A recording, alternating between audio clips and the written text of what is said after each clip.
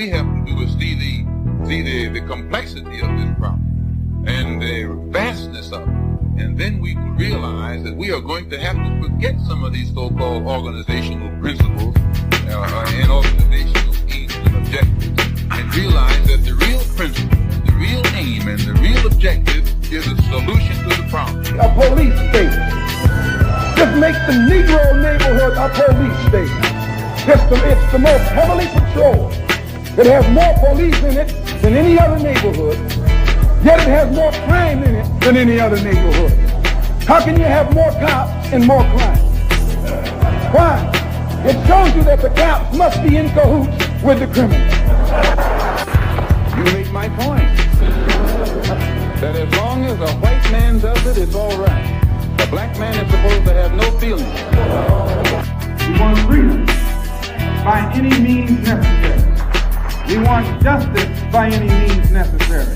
We want equality by any means necessary.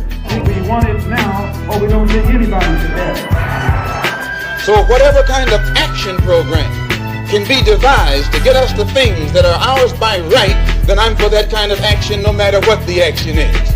I don't think when a man is being criminally treated that some criminal has the right to tell that man what tactics to use to get the criminal off his back.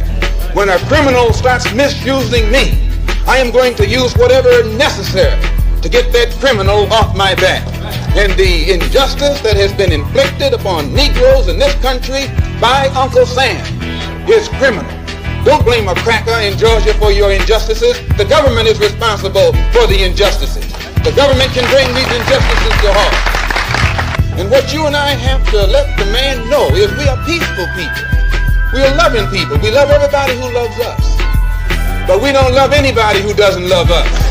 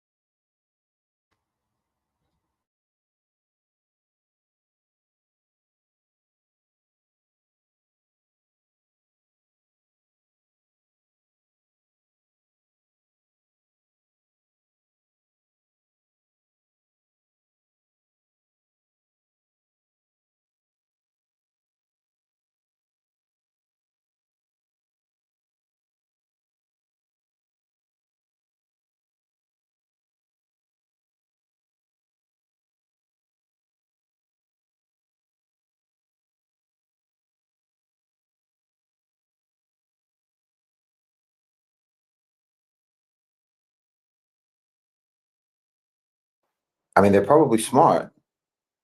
They probably have intelligence, but their intelligence has been short-circuited by propaganda. Their intelligence has been paralyzed by propaganda, because being defeatist and being pessimistic means that you know that there are problems, you know what the problems are, and you know who is causing the problems, but you think that the problems can't be solved, and you think that the problem maker can't be stopped. That's what happens when intelligent people are drugged by the narcotic of indoctrination. And, you know, just like with drugs, different people have different reactions. Well, intelligent people, moral people, principled people, decent people, they react one way. That's the way they react. They get depressed, they get stressed, they feel despondent. They can see what's wrong, but they can't see any hope of making things better because of the propaganda. And then they take that same approach to activism with that same mindset. They may be activists, they probably are activists, but they're largely being activists just to relieve their own tension, their own stress, to ease their minds in some way. You know, they do symbolic activism, but inside, they feel like they're just shouting at the wind, like they're doing something that's futile. They're activists because of their own moral character, but not out of any realistic expectation of succeeding, because the propaganda has made them think it's impossible. That's the intelligent person, the decent person on the drug of indoctrination. That's how it usually manifests with them. The unintelligent and the indecent person on the drug of indoctrination just sides with power. They believe in the supremacy of power, and they believe that with power, automatically, it comes with moral legitimacy. So, of course, when we're talking about the problem maker, we're talking about America. if you're talking about world politics. So the intelligent person, under the influence of propaganda, knows that America is criminal. They know that America is criminal, but they feel that nothing can ever really change. They feel that nothing will ever truly be done about it. And the idiot, under the influence of propaganda, believes that America is wonderful. He doesn't believe that they're criminal. He believes that they're virtuous, and he believes that anyone and everyone who opposes America must be evil and wicked and tyrannical, and they must hate liberty and justice and goodness and all of those things. And they also believe that no one will ever be able to defeat America. They believe that everyone will be mowed down who opposes the United States of America. That's the unintelligent person.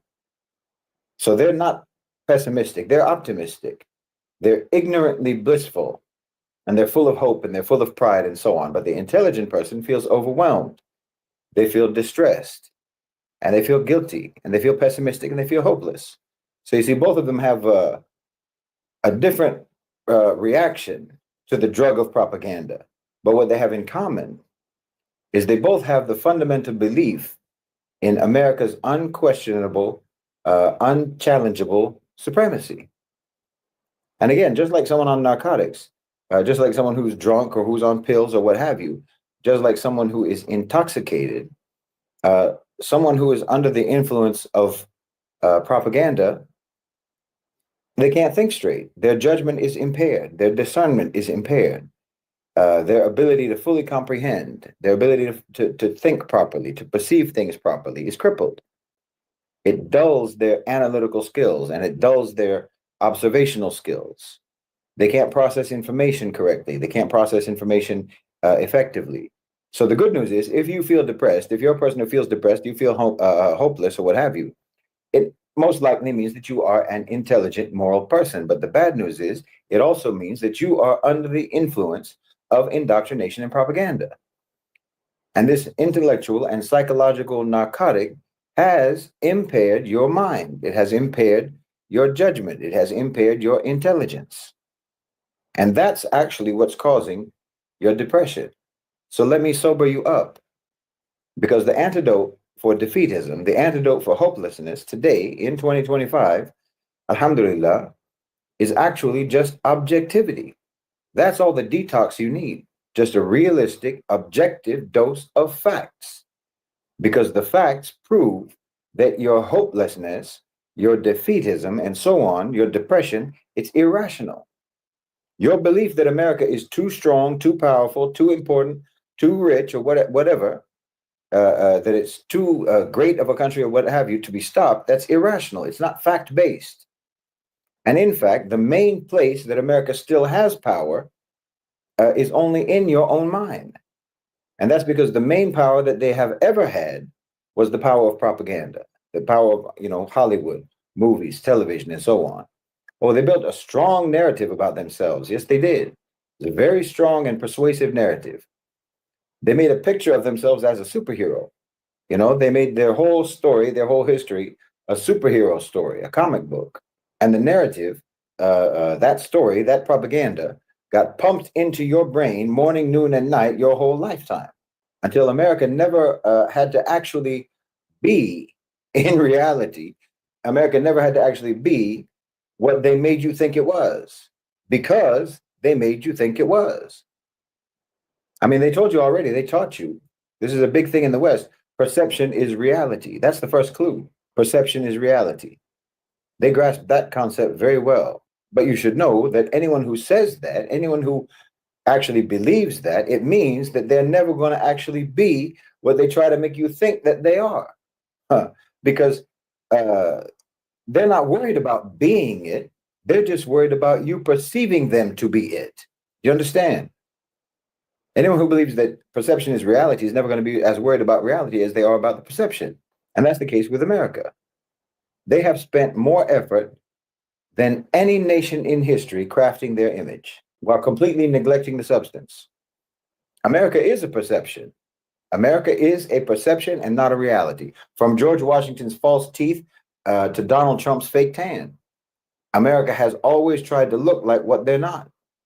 But here's the reality. America did not become the unipolar global superpower because they defeated everyone else. They defeated everyone else and they rose to a position of supremacy. No, America never won global dominance. It wasn't through superiority. It wasn't through conquest. It wasn't through some grand triumph of strategy or innovation. No, they inherited it by forfeit. After World War II, the European empires collapsed. Britain, France, Germany. They were all too battered and too broken from the war to maintain their grip on power, their grip on the world, their empire. And then by the early 1990s, the only real challenger to America was the Soviet Union, and that imploded under its own dysfunction. The U.S. didn't have to beat anyone to claim the throne. They just stepped in when the previous rulers fell apart. That's not supremacy, that's opportunism. But what did they do once they had this power?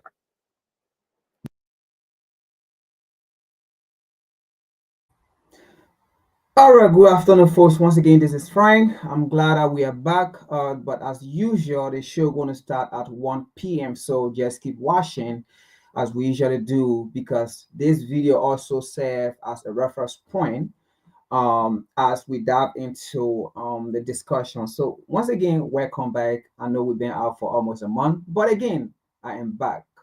I am back. We are back. Keep watching.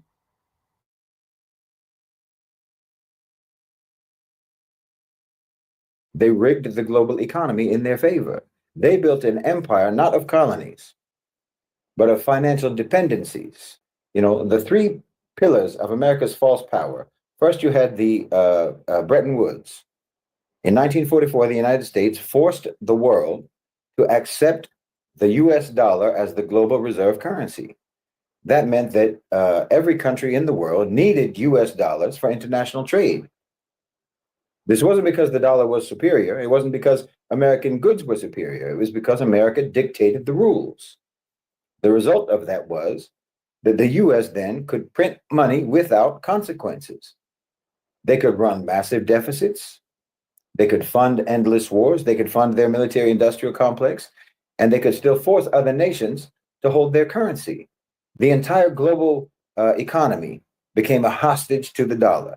I mean, we talk about Bretton Woods a lot. Maybe I should sort of explain it, because it's a very good example of what kind of a friend America is to its allies. Truly, they supposedly rescued the world from fascism in World War II, but then they seized upon the weakness and the vulnerability of their own allies by shoving the Bretton Woods Agreement down their throats.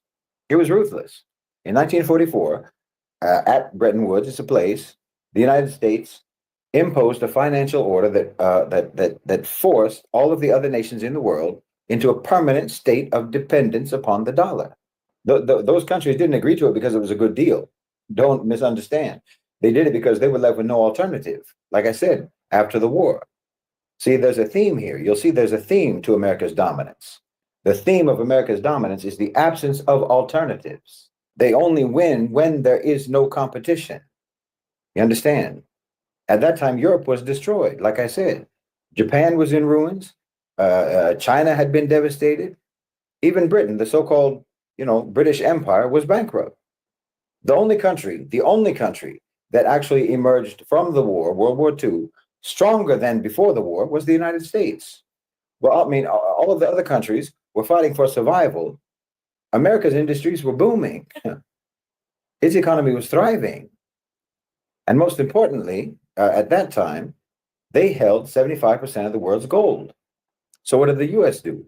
They forced the world to use the dollar as the foundation of the global financial system that we know today. Every currency was pegged to the dollar.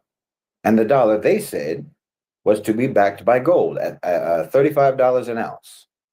This was a brilliant deception, because the United States was essentially saying, we hold the world's gold, so if you want a stable financial system, just trust our money, trust the dollar. And the world was desperate for stability after World War II, and they went along with it. Bretton Woods was sold as a way to prevent economic crises, like the Great Depression. That they had just gone through that before the war. It was a way for the U.S. to lock countries into a financial straitjacket where they could never truly be independent, and it kept fueling the American economy.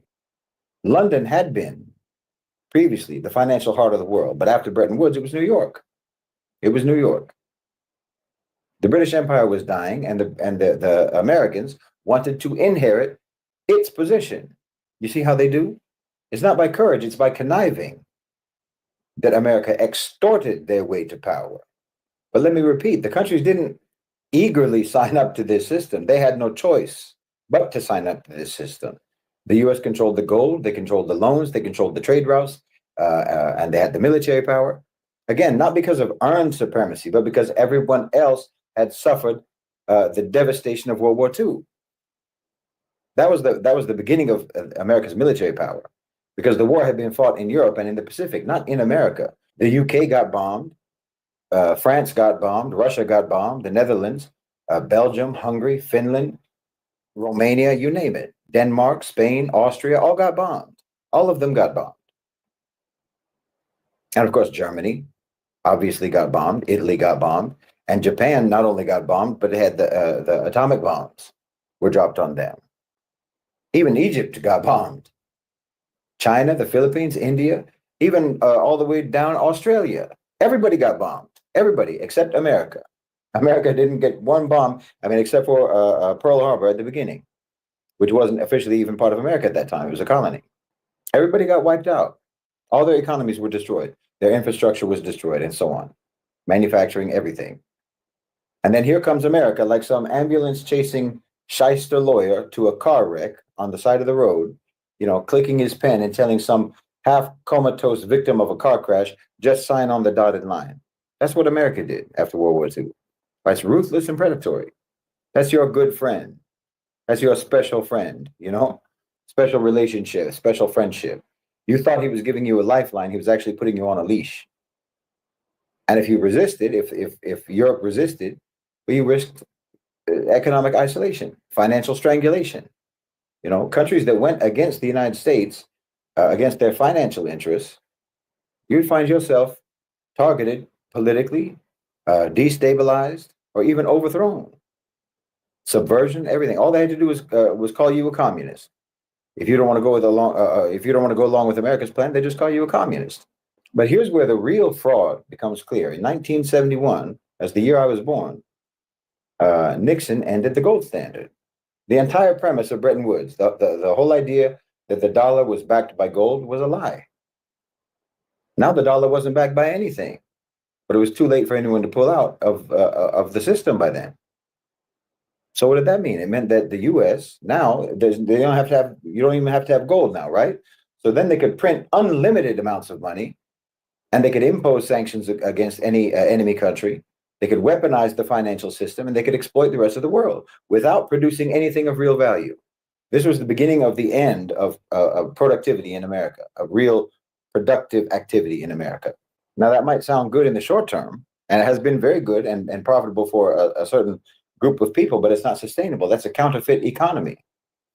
If you have not earned your dominance, if you have not earned your high status, if you have tricked your way into power, if you got into that position by forfeiture of others, well, you won't know how to act, and you won't know how to maintain it. And America hasn't known how to maintain it.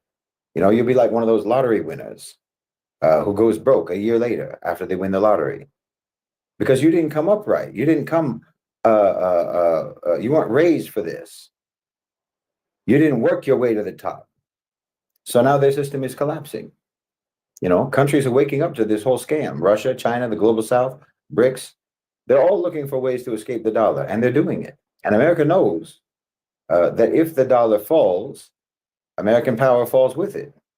So understand this: the unipolar world order was not built on American strength. It was built on a rigged financial game, and that game is almost up. When Nixon abandoned the gold standard in the 1970s, the system should have collapsed at that time. But the United States made a deal with Saudi Arabia. The deal was the Saudis would only sell oil in dollars, the petrodollar. So now every country in the world would need US dollars because every country in the world needs oil. But this was nothing short of economic extortion. It's a racket. It's a mafia-style shakedown on a global scale.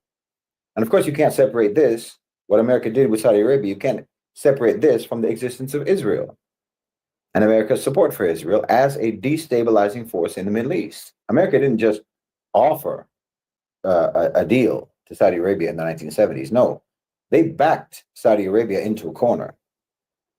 And the tool that they used to manufacture that vulnerability, the instrument that ensured that the Gulf states had no choice but to submit to American dictates, was Israel. I mean, let's go back and actually understand that history properly. How Israel was designed to sabotage the region. When the Western powers created Israel, they didn't do it out of some deep sympathy for the Jews after the Holocaust. They didn't care about that at all. They did it because they needed a permanent source of conflict in the Middle East. They needed to ensure that that region could never unify, could never stabilize, and could never emerge as an independent power bloc. Think about it. Before Israel existed, there was no Middle East conflict. But before there was Israel, there was no Middle East conflict. There was no deep-rooted division between the Arab states. That division was manufactured. And after Israel was established, what happened?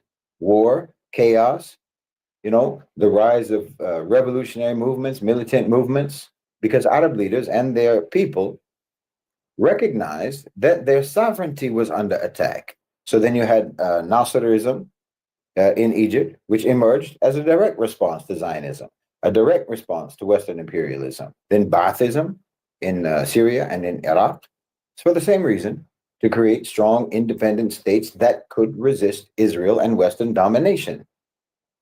Israel is at the root of all of this, even communism. And all of this that was going on terrified Saudi Arabia. The monarchy was sitting on a sea of oil, and everyone knew that controlling the oil meant controlling the future, really meant controlling the world. By the 1970s, America saw their opportunity. They were losing in the war in Vietnam. Their economy was in turmoil. Like I said, when they abandoned the gold standard, that was going to destroy the whole Bretton Woods system. No one was going to need the U.S. They needed dollars to do that. And how you get the dollars is by trading with America. Demand for the dollar was artificially propped up by the real demand for oil. This system was entirely built on fraud. It's built on force. It's built on the strategic manipulation of conflict. And Israel has been the primary weapon in that conflict. Nothing America does is based on goodwill. Every economic policy, every security agreement, every treaty is always about control. It's always about consolidating their power. They create problems and then they try to sell you the solution. They manufacture instability. They do that. And then they make you pay for protection. It's straight up extortion. This isn't any kind of a partnership. This is a racket. And Israel's at the center of it. A permanent excuse for war. A permanent justification for intervention. A manufactured crisis to keep the Arab world in submission. The petrodollar forced nations in the world to finance America's debt. And it allowed them to weaponize the dollar against their enemies. And this then helped the U.S. to spread its military presence all around the world. See, this is what people have to understand about how this happened. Why there's 800 military bases in more than 80 countries. How did that happen? No other empire in history had such an extensive military footprint. Not the British, not the Romans, nobody. But this isn't because America had conquered all of those places by force. They bought their empire, and it's been bought with the money that they alone can print, because the dollar is the global reserve currency. And every country in the world needs US dollars to buy oil specifically, and to pay their debts, and to function at all. By that time, to function at all in the global financial system, you need dollars. And the United States exploits this dependency. They fund their global military network without limit, unlike other countries. Other countries have to actually raise money through production. America doesn't have to do that. They just print more money. They just print money to cover their massive military expenditures because they know it's going to be covered because everyone else is using the dollar. So they can spend trillions and trillions on foreign military bases, endless wars, so-called global policing without having to earn any of the money that they're using to fund all of that. And then, of course, they can, as I said before, they can weaponize the financial dependence of other countries to pressure them into submission. Any country that resists U.S. military expansion faces the risk of being cut off from the global economy. I mean, this is why so many countries have to tolerate military bases in their lands, because they know that resisting Washington potentially means financial ruin. Anyway, that's the way it's been. Then you have the IMF and the World Bank that helps with that.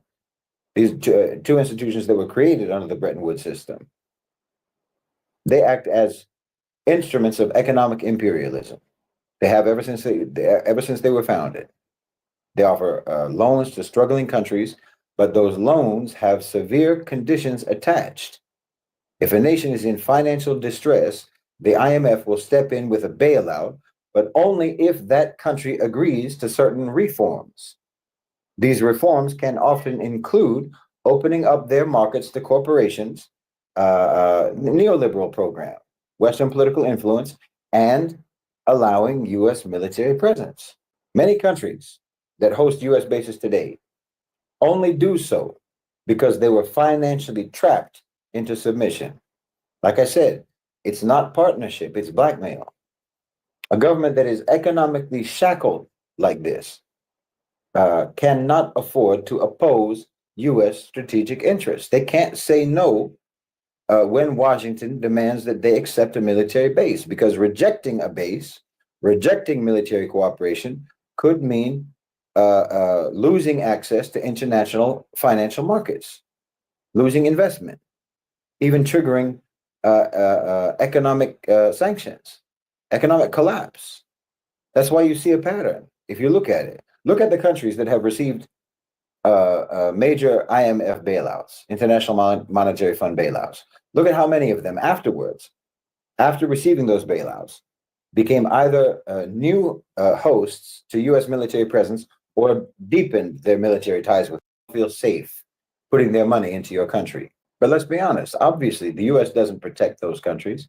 They're not there to protect those countries. They're there to subvert those countries and protect their own economic interests. What they're there to protect are the conditions that allow for Western corporations to dominate, to ensure that when any economic crisis hits, the affected country is not going to turn to China or to Russia or to any other alternative, but that they have to stay locked inside the American system. So America became a global hegemon because of the absence of alternatives. And they have only ever been able to maintain their status as a global hegemon by trying to prevent alternatives from emerging, because their actual power has always been relative power, not absolute power. And the truth is that their global hegemony is insufficient even to contend with regional hegemons when those emerge, or when they even might emerge. And that's what's happening now. As soon as regional hegemons, regional powers emerged, which they have, America has become de facto just another regional power, albeit with significant reach. America is a regional power now. But now even their reach is becoming untenable. This is why countries in the Muslim world, countries in Africa, countries in Asia, and so-called Latin America, all of the countries that are trying to achieve real economic sovereignty are trying to break free from the US dollar, from US dollar dependence. Because as long as the dollar controls the global economy, Washington will continue to blackmail nations into accepting their military presence and accepting subjugation. But de-dollarization is accelerating. The BRICS nations, Russia, China, even US allies are moving away from dollar-based trade. The petrodollar system is breaking. Saudi Arabia is selling oil in other currencies, in the yuan and so on. And they said that they're not renewing this agreement. Countries are building alternative financial systems. They're bypassing SWIFT, setting up their own trade networks. The fact is that America cannot afford endless wars anymore. Iraq, Afghanistan, Ukraine. Each one of these proves that they cannot enforce their will the way they used to. They know that the foundation of their empire the American empire. They know that the foundation is collapsing. And this is an opportunity for nations to reclaim their sovereignty, for economies to become truly independent, for there to emerge a new, more fair global order. And for all of those people who are still trapped in the delusion of US supremacy, you need to understand this. The world has moved on, and it's time you should too. Because believe me, the power structure in America, the power structure in the West, they don't have these delusions like you. Believe me, none of the people who are in charge in America and in the West generally believe about America what you believe about America. They're in the process right now of trying to manage the transition of America from a global superpower to a regional power. And that's a fact. That's what's happening. They're undertaking the de-empiring of America. And we've seen this before. You should recognize it if you know anything about history. Same thing happened in the United Kingdom back in the 20th century. Like I said, after World War II, they were exhausted. And now today, America is following that same trajectory. And the parallels are undeniable. They're just going about it. The Americans are just going about it in a typically American fashion. They're performing an aggressive retreat, just like some cowboy who's shooting in all directions while running away. After World War II, the UK was drowning in debt. America is drowning in debt. They could not finance their empire anymore. The United States is in the same situation with close to $40 trillion in debt. And like I said, a crumbling industrial base. And the world is increasingly, like I said, rejecting the dollar's dominance. They're in trouble. Washington's ability to fund the military-industrial complex is unsustainable. As the British Empire faded, they withdrew from their colonies, India, Palestine, Suez, Aden, releasing their grip one by one. America's doing the same. They withdrew from Afghanistan in 2021. They're scaling back their presence in the Middle East. They're going to leave Syria. They're struggling to sustain their proxy wars, whether it's in Ukraine or wherever else. Washington is pivoting to the global north now. The Western Hemisphere, Canada, Greenland, Europe, because they know that they can no longer control the whole world as they once did. So they're focusing on their more immediate proximity, recognizing that now they are actually just a regional superpower. So they're just looking at their region. The world is going to be split among spheres of influence. That's what multipolarity really means. It just means a diversity of regional hegemons. And the US is just going to be one of those regional hegemons. They want to control in the global north. When Britain left their empire behind, they tried to maintain some degree of influence as kind of like a hands-off way of influence over the Commonwealth countries. And America's kind of doing the same. They're urging Europe to arm themselves.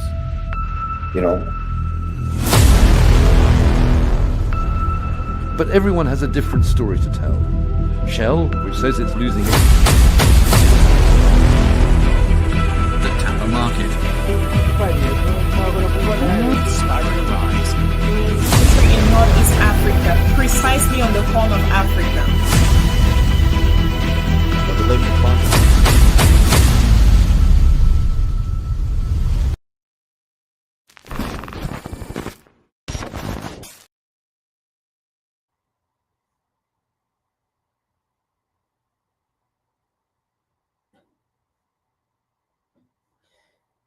All right, once again, good afternoon. This is Frank. I am your host. This is the Revolutionary Repatriation Educational Lecture Series as part of WCC every Sunday at 1 p.m. Once again, welcome back. I was on a vacation. I traveled to the motherland, and I'm back. As you all can see, I'm back and ready. I got here on Wednesday, and I decided to do a show today. To do a welcoming show, and then before next Sunday we can keep the ball rolling, because I decided that we've been off for a little while, so I'm here. Let me do some appointments so that Sunday we can be able to meet and discuss as usual. So having said that, today's discussion, it says African youth request to President Donald Trump. What is that request? African youth have a request to make to President Donald Trump. And after that, we're going to look at the USAID. And Western organizations are agents of terrorists. Western organization, the USAID and Western organizations are agents of terrorists in the world, and to be specific, Africa.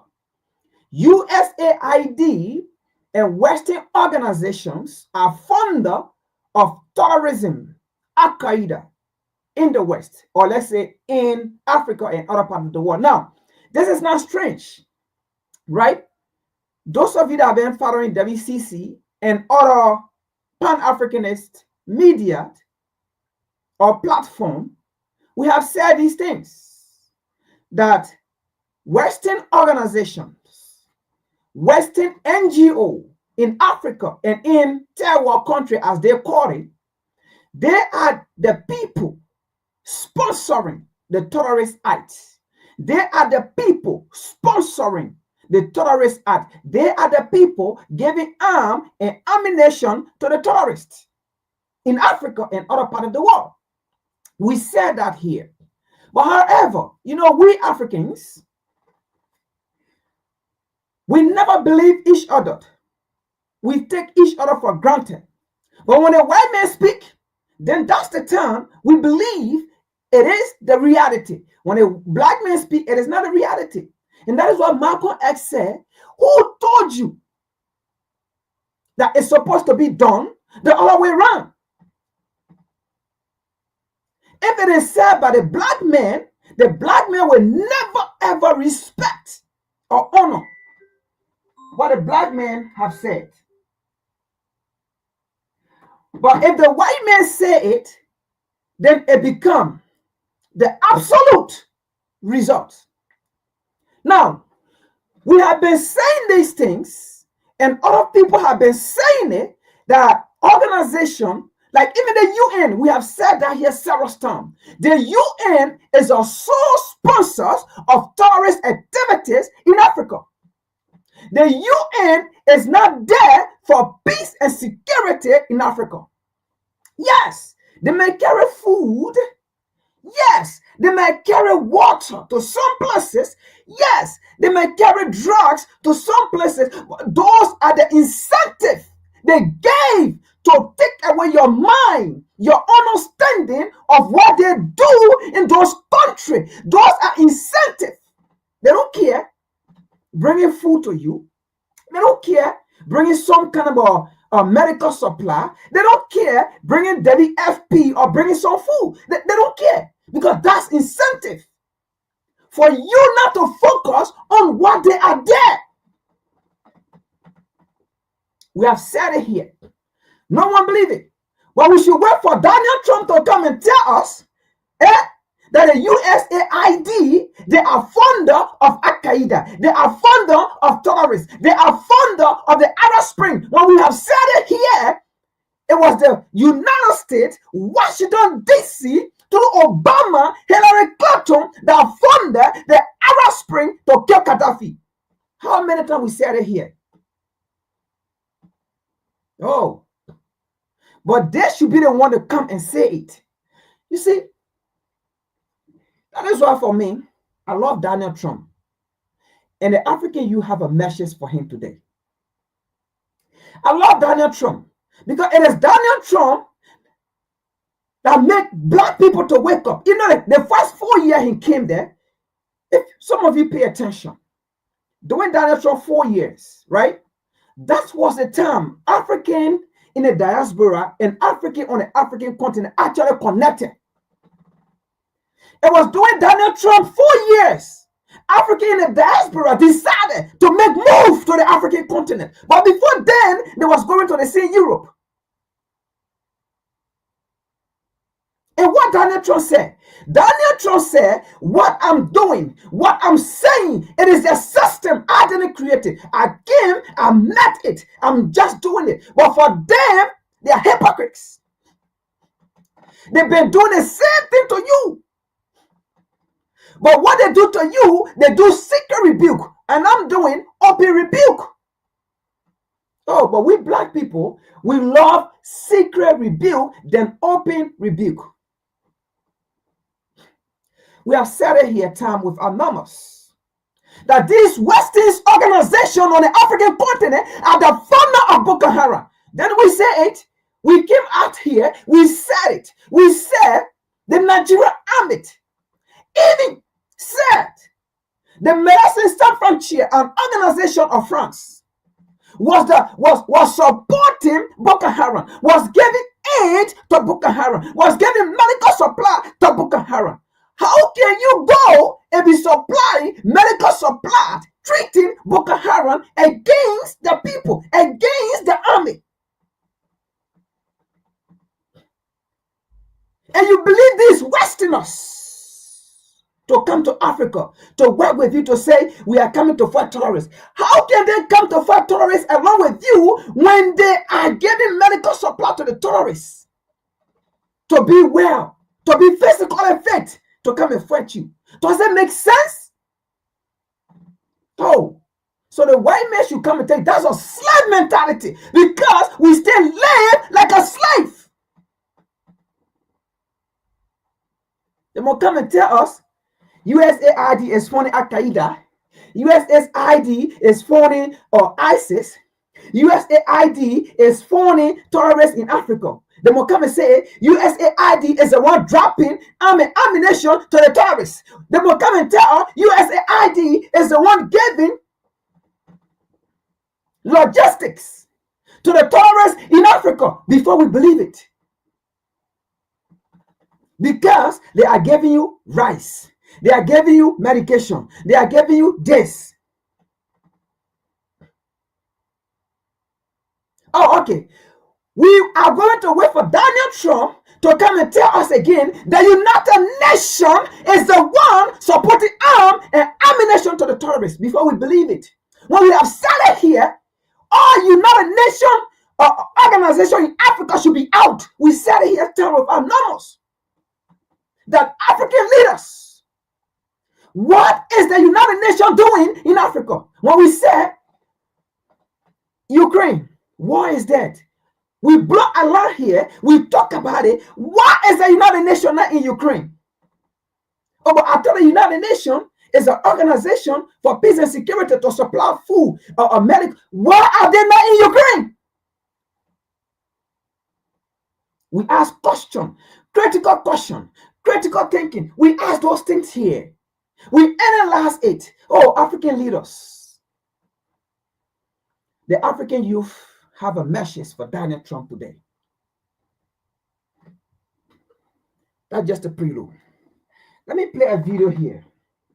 You know, since President Trump came to power, again, you know, most people are saying President Trump is racist.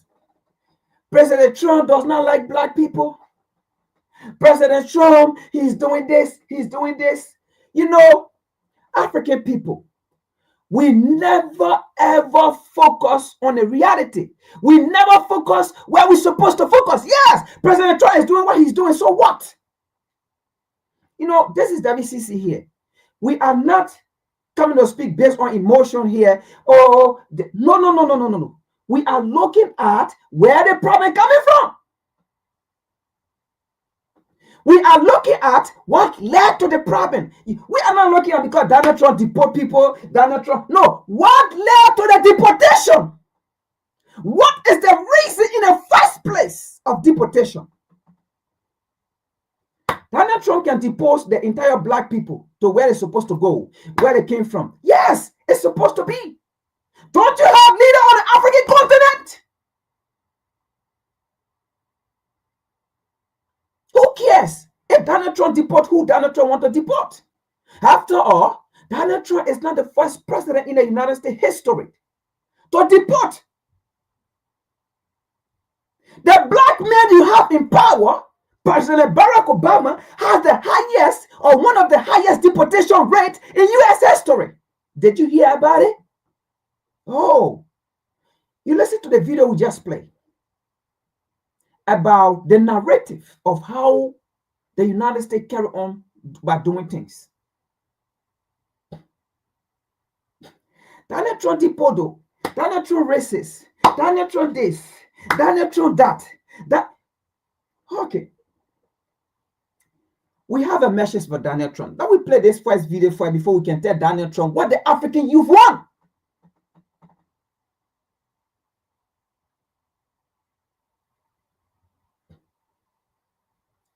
We are going to help President Trump for more deportation. But guess what? There are certain people we do not want them to come to the US. Because deporting people who are, those are disadvantaged people. Let me put it that way. We are not looking at those people, man. We are going to tell President Trump the people that should not come to the US or should not come to the Western world. That is what the African youth.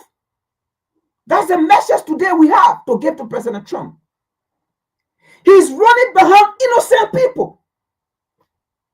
He is running behind innocent people. Now, I'm not saying all the people that he's deporting, right? He's right to deport them. That is not our stand here. That is not what we are saying, right? In fact, what we are saying here, President Trump is behind the wrong people. Especially, I'm talking about the African continent. I'm talking about the African deportees. President Trump, you are harassing the wrong people. And we will tell you why you are harassing the wrong people. Those are not the people you're supposed to go to. Those are not the people you're supposed to run behind.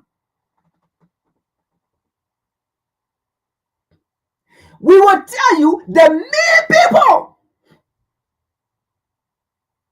that you should ban from coming to the US.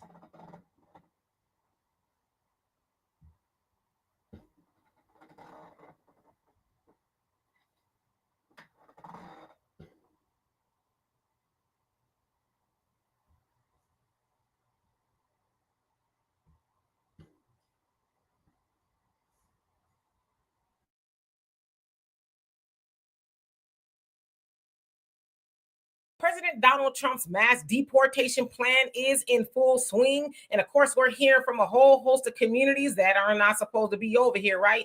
In regards to how they are affected by Trump saying, hey, you got to go. They're saying they don't want to go because they're afraid of what may be waiting for them at home. A lot of them are saying, hey, we're doing better over here. This is the land of opportunity. It's not right. We were told that we could come here, right? Now, we've heard from the Venezuela community, Mexico, and a whole host of other ones. But me personally, I haven't heard that much from the Nigerian community up until I read an article in Punch newspaper. Now, of course, a lot of the people that were being interviewed were interviewed esoterically, right? They're like, yeah, don't say who I am because I'm in hiding. And that's what they were saying. They're like, yeah, we got to lay low because we don't want to get snatched up.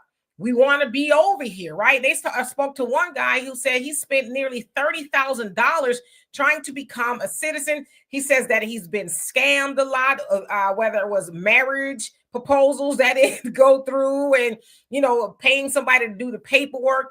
And so there's another guy that said he'd been over here since 2013. Now, this is what he said in regards to Obama. We survived Obama's deportation actions. We will survive this one as well. We hope that the various lawsuits against the immigration policies will slow things down and eventually restrain Trump from carrying them out. So he's basically saying, we'll just lay low for a couple of months or so, and then it'll all go away, because he said that's how they survived Obama. Now, the interesting thing about that is people are not giving Obama's mass deportation plan really the conversation it deserves, because as we talk about a lot here, Obama was called the deporter in chief. He deported anywhere between 2.5 million and 3 million illegal immigrants from 2009 to 2015, which is said to be the most in modern day history, right? But again, people get all upset when it's Trump doing it. Oh my gosh, he's a terrible person. He's not right. But it's like, where was the smoke for Obama? But to me, what I thought was really funny about the article, not funny that, they're afraid of being deported and all that other stuff. And let's keep it a buck. He wasn't supposed to be coming over here illegally anyway, but that's a different conversation. But what's funny is it's like, yeah, we ain't going to worry about it. We just won't go to work. We won't go to church. They're even told to go to church online, by their pastors. Don't come out. But I bet they still want their tithes, right? Anyway, they're like, we're going to lay low. We'll just wait it out. We did it once before. It's not a big deal.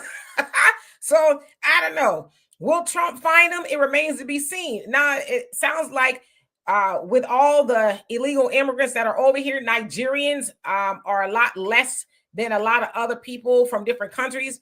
It is said that it's almost about 4,000 of them are here illegally. And so far, about 201 of them have been caught. And they're waiting for deportation orders, I guess, from Nigeria and between the United States and all of that. So it doesn't sound like they're really high on the list just yet. But like you said, in the meantime, we just... Now, I'm going to leave this post right here and make my request, the African youth request, to President Trump as we speak, as I speak. Now, let me make this claim first. To most of the people who don't understand why Africans come to this part of the world, the same way people in this part of the world that feel so comfortable in this part of the world that don't want to travel to other parts of the world because, one, they might have good job, they might have good medical, how do you call it, good healthcare system, or right, primary data and all of those things, right? Now, they might have a good paying job, they might have their family here, they got horses, I mean, they don't have to leave to go to any other area because they are comfortable here, because they are able to work to provide for their family, to provide for their wife and kids and things, right? They have built up themselves, right? They can wake up in the morning. They don't have to think about anything. They don't have to think about exploitation. They don't have to think about police brutality or government running behind it. I mean, somehow they can express themselves, right? Somehow they can express themselves.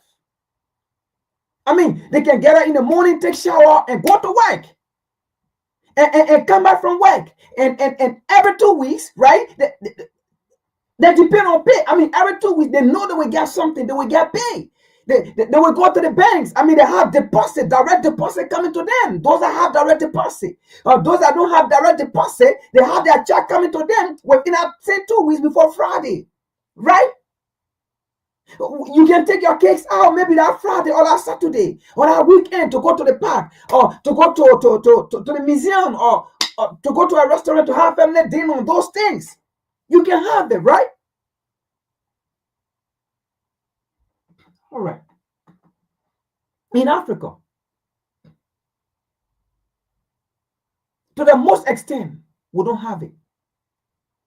And it's not that we're not supposed to have it.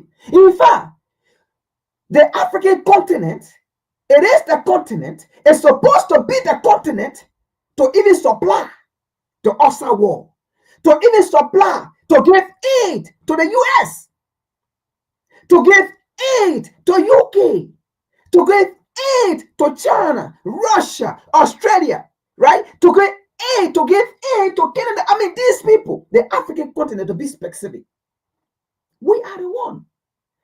It's supposed to be the one. Are you seeing it? So, the African you seen coming from Africa, and to other places around the world, coming to the US, they are not coming here because they want to be violent. They are coming here because the opportunity that is supposed to be provided for them in their country based on their resources and so forth, it is not being provided. In fact, their resources are being exploited and taken to the US, UK, Europe, and making those economy better. So the African men, to be specific, have to leave from the African continent to come to Europe and America to see their resources, to enjoy their resources, to have a better life, to support their family back home the same way. Not every African coming to the US want to stay. They are hustler. They are coming to hustle to make better living. Not every African that are in the US that don't have document currently mean that they are criminals. It's just that they don't have it, but they have been fighting to have it. But to some extent, almost the European on the African continent, they are criminals. Because they are there exploiting us. They are not creating jobs. They are not creating facility to uplift Africa. But they are there looting. They are the most criminal. And they are there creating proxy war. They are the most criminal. Oh, USAID. Those organizations, they are there. Those individuals, they are reconnaissance. They are criminals. They are there. Almost every Westerners in Africa are criminals. Because they are there to work against African policy. They are there to preach their foreign policy. They are criminals. They are there phoning terrorists, communicating with the terrorists. Where the terrorists should go. They are criminals. But they call them experts. They are the criminals. So President Trump,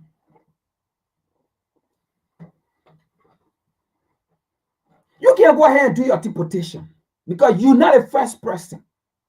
But this is our request to you. We want you to sign an executive order. We want you, because President Trump, by you deporting African, by you deporting other national, it's not going to solve the problem. They will stay calm. We will stay calm, no matter what. They will stay calm. We will stay calm. But this is our request to you. Sign an executive order. No African leaders. This is the African youth request. No African leaders, if you are really serious to face this immigration issue, if you are really serious to face these immigration issues, no African leaders should come overseas for any medical treatment. Any African leader that is sick, that is ill, should stay on the African continent, stay in your country, go to your local hospital and take treatment. If those hospitals, if those doctors, those nurses are qualified enough to treat the common African, the common man, the common citizen, they will also be fit. They are also fit to treat the head of state, to treat government officials, to treat lawmakers. Never ever allowed African leaders to come to the US for medical treatment. Don't do it. Hey, President Trump, could you do that for us? President Trump, could you do that for us? I know you were listening, and I know I trust you. You can do it. You can make it. Sign an executive order. No African leader. President Trump, you say African nations are shithole. That's true. They are shithole. And you show African nation, the African continent is a shithole. Could you do this for us, please? No African leaders should dare come to the US. No African, and just go to any Europe. No African leaders should come to the Western world for any medical treatment. When they are sick, let them take treatment in their hometown, in their country town, in their nations. Then they will be serious to work on some of these things to provide a good atmosphere on the African continent in their very prospective so-called colonial nations. That is our request. I know President Donald Trump, this is not too hard for you. You can do it, we trust you. If you can run behind a common man to deport the common man, we want to help you to solve this deportation crisis. Because if Africa is better, if these so-called African leaders are working for the betterment of their people, immigration will be solved. You will not see Africans want to come here to stay for greener pasture. Because the same way your people are in the US don't want to travel for greener pasture because they feel the greener pasture is being provided for them here. That's the same way we want for African leaders to work in their prospective colonial nation to provide greener pasture for their citizens so that their citizens can die on the Mediterranean Sea to go to Italy and Europe. That is our request. We want you to do that for us. No African leaders should come overseas for medical treatment. No African leaders should be put on a plane to be running to come for treatment overseas. Look at Pombia. Pombia was 91 years old, still in power. He got sick, he was taken to Norway. 3 to 4, 5 good months, this idiots of an African president was in Norway while he was state president. For 5 months overseas, laying in White Man Hospital. So when a Cameroonian is sick, they should go to Norway. When the citizens are sick, they should put them on plane to go to Norway. Oh, President Trump, could you do that for us? President Trump, could you help us to face immigration as well on our other perspective, on our other analysis? If you want for immigration to work well, right? If you want for your immigration to be stable, if you don't want criminal in your country, these are the things you need to put in place so that these so-called Negro African leaders will do their work on the African continent as a leader. That is our request. That is one request. But as time go by, we will continue to request. We know you got 4 years. We will continue to come here and present our request to you. Please, President Donald Trump, please pass that executive order.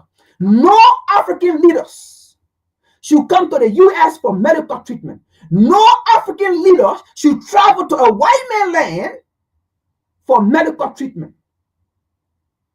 Please do that for us. Please do that for us. We beg you, President J. Donald Trump. We trust you. You can do it. And that is why you are the president. Because through you, Black people are able to wake up and not go to sleep. And we can continue to have your kind as a U.S. president just for African people to wake up. Because President J. Donald Trump, maybe you don't know this, but from the time you came to power, the so-called Tinubu that wanted to wage war or the ECWA on Mali, Niger, and Senegal, now they are speaking the language of the AES nations. Where were they?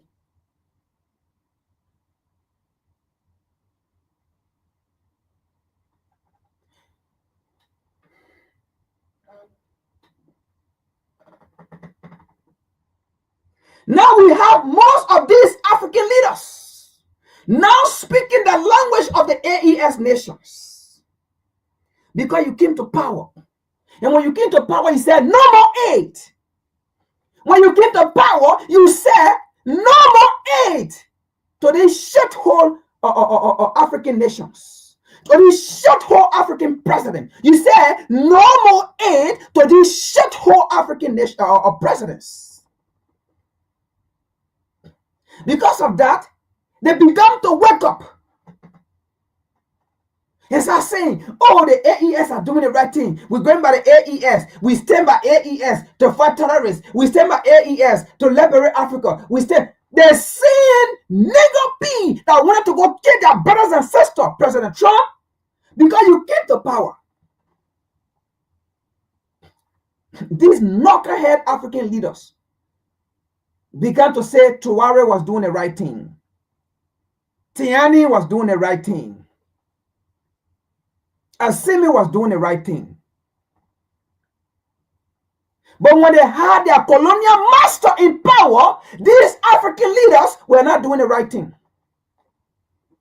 But President Trump, bravo to you that you came to power. Because we want for these African leaders. It's about Africa and African people. Anything we speak here, we speak because of African interest. Because yes, the war is about interest. Every presentation is about interest. There is no presentation that is being done. It is not about interest. The Western media taught all that. CNN taught all that. BBC taught all that. ABC taught all that. They are now war reporters. Even though they are men, they are seen to be war reporters. But their reports are biased. Their reports are based on interest. So yes, in the same way, when we speak on interest. Nothing less, nothing more. We don't care. We don't care about globalizing anymore. Maybe we did in the past. But now, we don't care because no one cares about globalizing. No one cares about global village. If they care about global village, why is the USAID sponsoring terrorists? Why UN sponsoring terrorists on the African continent? Interest is what governed the war. It's not about humanity. So President Trump, please, no African leaders should come overseas for medical treatment. We beg you. We know you can do it. Please do that for us. Please sign that executive order. No African leader should dare come overseas for medical treatment. You'll be denying visa. Stay in your country. The same place the local citizen can go there. If you die, die. If the local citizen can die, let the leader too die. Let the presidents of those nations die. Their lives are not better than the citizen who put them in power. Even if, I don't know, if the citizen even put them in power or the so-called West put them in power. If their citizen can die as a result of poor healthcare, let the leaders who are supposed to provide the means of better healthcare for their citizens die. They shouldn't come overseas. And that is why Putin said, Africa is like a graveyard because the African leader will do everything overseas. And then time to die, when they die, time to bury them, they bury them in Africa. President Trump, please, we beg your pardon. Sign an executive order if you want to fight this immigration. Because that's the only way these so-called African leaders will try to do things on the African continent to better that continent. Because if they feel that Africa is not better for them, then they will do something. If they feel that the healthcare system in Africa is not better for them, they will do something. Because they will no longer have the opportunity to come to the US, to come to Europe for better treatment. Then they will have to invest in Africa. Please, President Donald Trump, you can do that. Please do that for us. Please, we beg you, do that for us. No African leaders. We love our African leaders to stay on the African continent for medical treatment. They should not come to the US. They should not come overseas for medical treatment. Let them stay in Africa for medical treatment. Please, President Donald Trump, We beg you, we beg you, we beg you, please do that.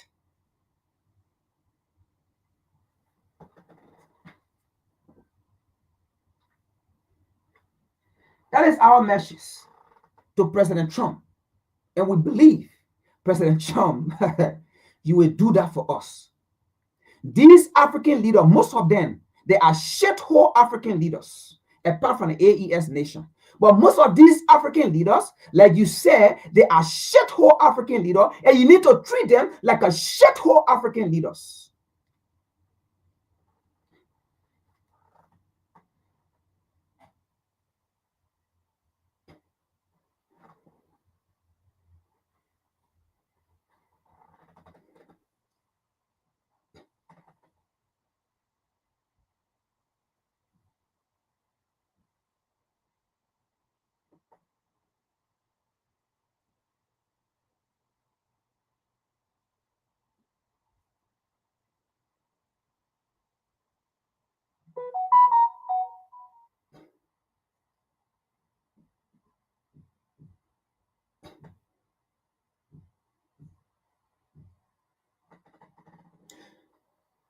You know, let's get to the next part of the discussions.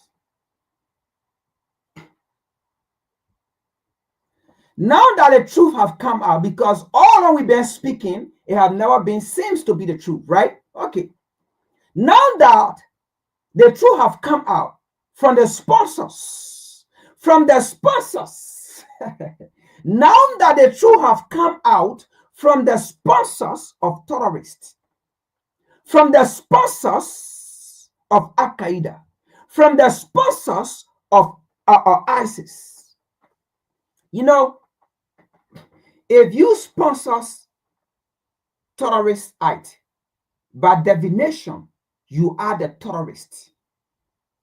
If you sponsor Al-Qaeda, by definition, you that sponsor the Al-Qaeda, gave them the power, you are the Al-Qaeda. If you sponsor the ISIS, by definition, you that fund them and sponsor them, you that gave them the power to do what they are doing, you are the ISIS.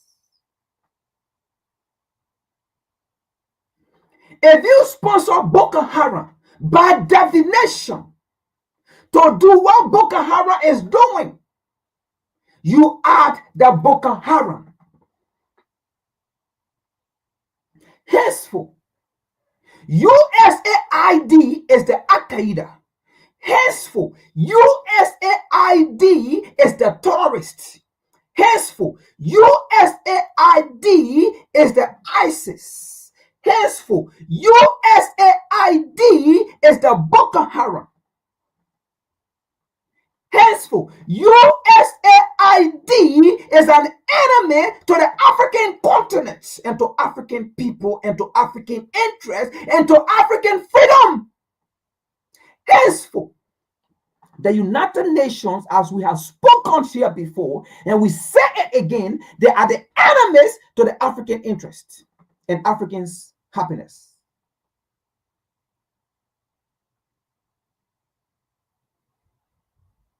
Now that they have come from the horse's mouth themselves, what are Africans going to do? Now, the reason why I ask this question, I will play a video maybe after this video. If not, but I will play it.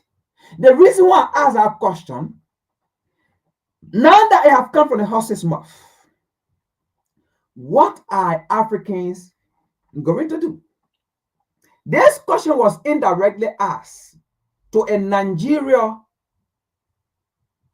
general or military personnel, one of the top Nigerian military personnel. This question was indirectly asked, and his answer to that question, it shows his immaturity.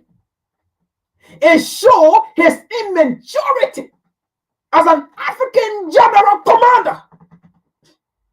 I don't want to say as a Nigerian, because if I do that, I am protecting colonial's border, because I feel a Nigeria general is not just a general for Nigerian or in Nigeria. He is a general for the African continent. Just how Abraham to worry, fight, not for Burkina Bees, but for the African continent and for the children of Africa. And you see it in his speech. He don't want to talk about Burkina Faso.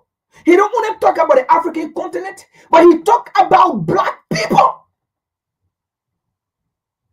Because he know the struggle all over are the same. Whether you go from North, whether you go Haiti, whether you go Ecuador, whether you go Venezuela, whether you go everywhere, Colombia, the African struggle are the same, and the enemies are the same, the devil are the same, the demon in the house are the same. So that is why when he speak, he don't speak as a Burkina Bees. He speak as an African leader. He speak as an African revolutionary because he understands the fight. He understands the forces of evil. He understands the forces of demon.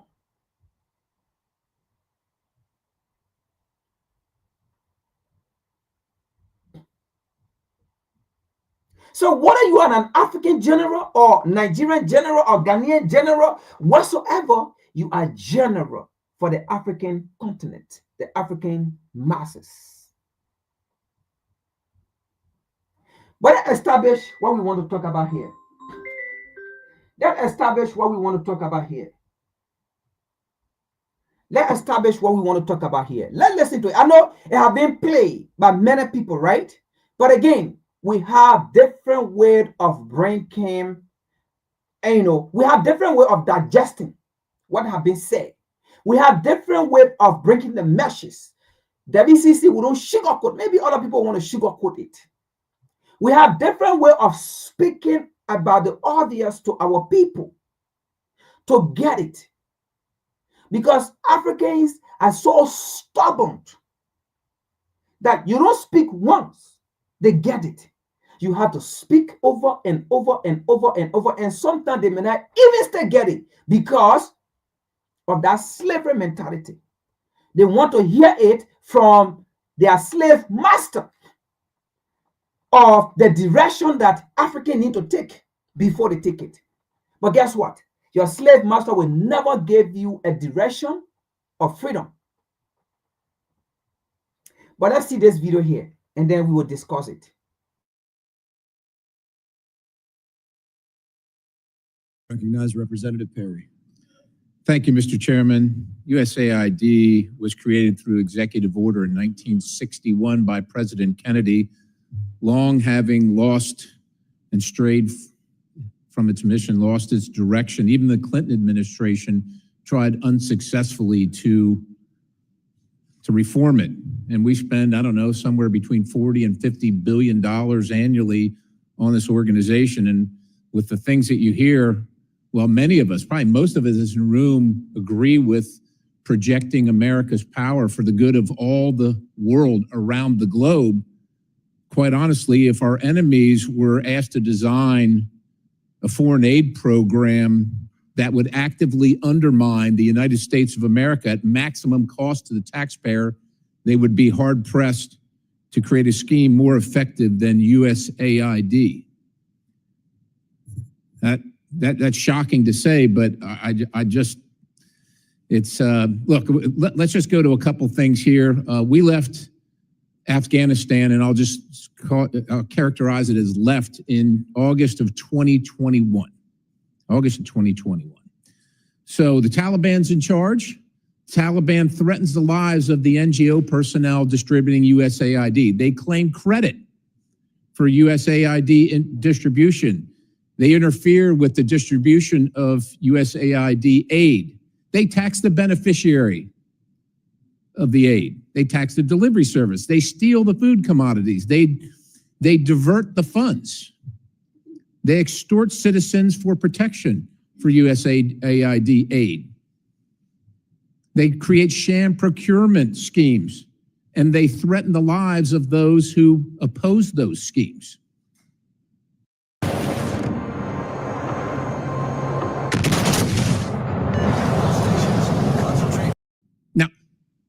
that all occurred before August of 2021, when we were there. When we were there. Now, you know, you don't have to be a rocket scientist. You could just read the Taliban is classified, and if you don't know, the Taliban's in charge of Afghanistan. They're classified as a specially designated global terrorist organization by OFAC.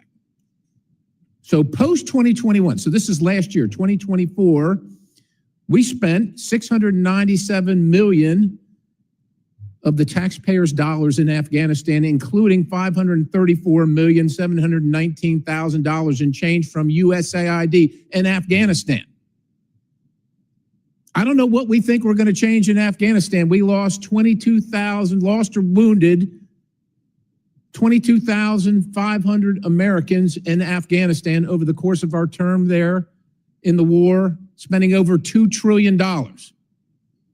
We're just going to keep on spending because somehow we think it's going to get better. And if you're wondering who's in charge of Afghanistan getting the money, and that money I just mentioned, the $697 million is on top of, and is in addition to the weekly to every 10-day shipments in cash of $40 to $80 million. Afghanistan is ruled by folks named Sarajuddin Haqqani. The Haqqani network mean anything to anybody in the room? How about Abdullah bin Laden? Who gets some of that money? Does that name ring a bell to anybody in the room? Because your money, $697 million annually, plus the shipments of cash funds madrasas, ISIS, Al-Qaeda, Boko Haram, ISIS Khorasan, terrorist training camps. That's what it's funding.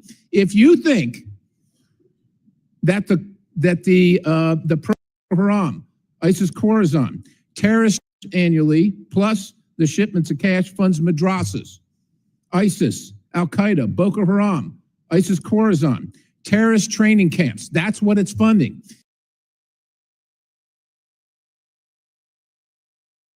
All right, we're going to continue, right? But do you see what Scott Perry said? By the way, he's a Republican representative for the state of Pennsylvania. Now, you heard what he said. These organizations, naming one, the USAID, it is a sponsor for Boko Haram, Al-Qaeda, ISIS. It is a sponsor for the terrorist training camp. These Western organizations are the sponsors for the terrorist training camp, meaning they create the training camp for these terrorists. Did you see that? We said this here before. How are these terrorists having modern weapons, logistics, that the military in that country, in that nation, do not have these logistics? But you will have UN, United Nations there. You have USAID. You have Medicine Sans Frontières there. Then you have AFRICOM, all these military bases. But yet the state, the African military do not have these logistics. But you have found these ISIS, Al-Qaeda, terrorist group have these logistics. How? We ask those questions. How are they having it? How did they get it? Now you heard it from a statement of the United States saying that the terrorist camp in Africa are being created by USAID, Medicine Sans Frontières, these Western organizations, United Nations.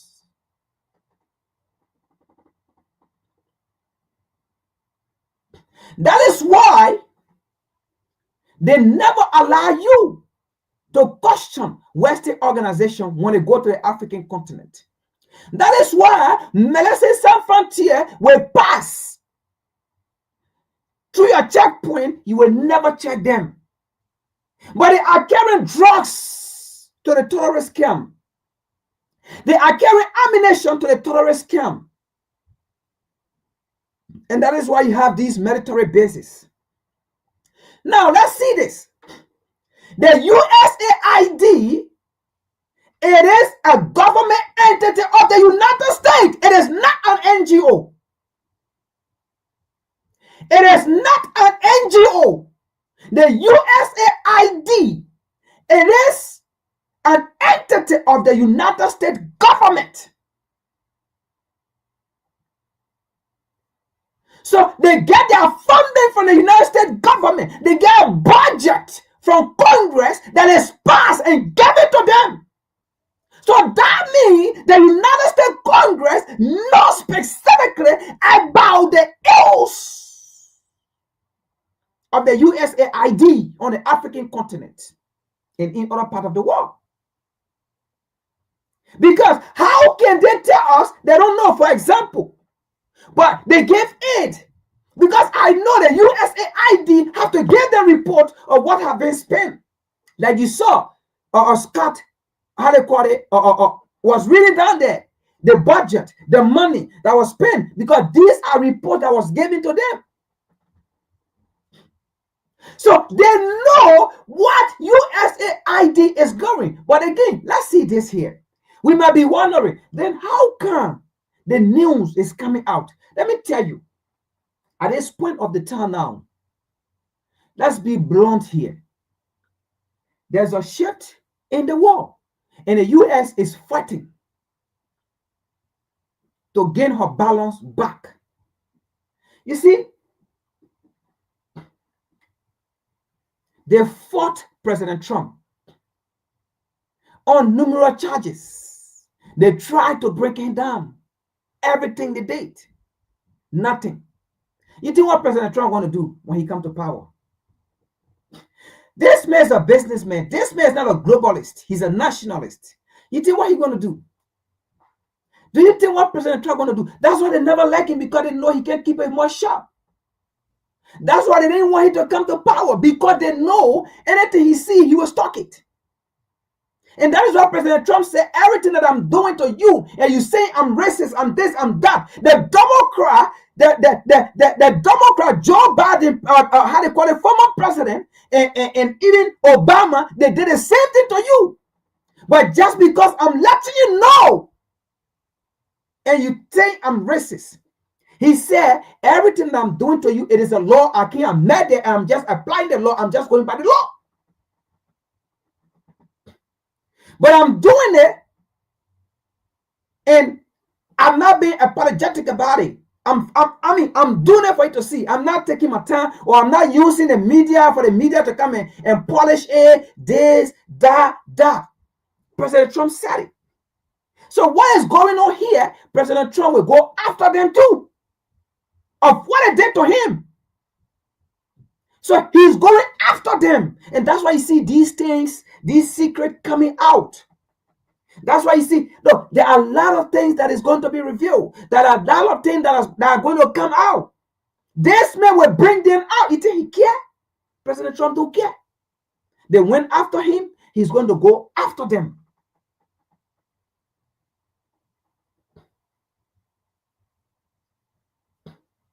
But we're going to come to the solution of what Africans should do. On this channel, we discuss and give solution. Now, a level those in authority to listing or not.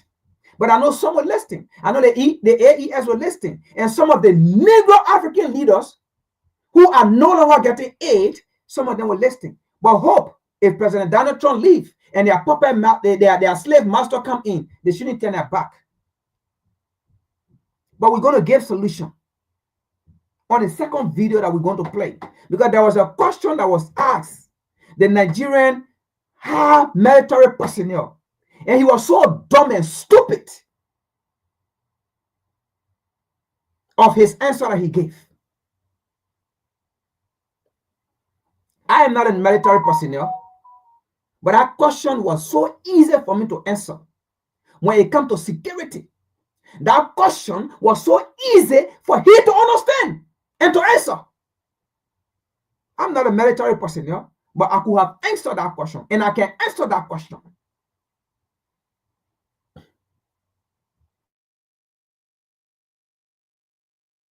If you think that the program under Operation Enduring Sentinel entitled Women's Scholarship Endowment, which receives $60 million annually, or the Young Women Lead, which gets about $5 million annually, is going to women who, by the way, if you read the Inspector General's report, is telling you that the Taliban does not allow women to speak in public.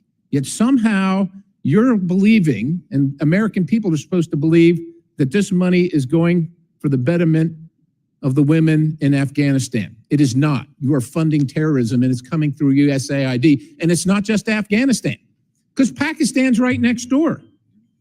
USAID spent $840 million in the last 20 years on Pakistan's education-related program. It includes $136 million to build 120 schools, of which there is zero evidence that any of them were built. Why would there be any evidence? The Inspector General can't get in to see them. But you know what? We doubled down and spent $20 million from USAID to create educational television programs for children unable to attend the physical school. Yeah, they can't attend it because it doesn't exist. You paid for it. Somebody else got the money. You are paying for terrorism. This has got to end. I yield, Mr. Chairman.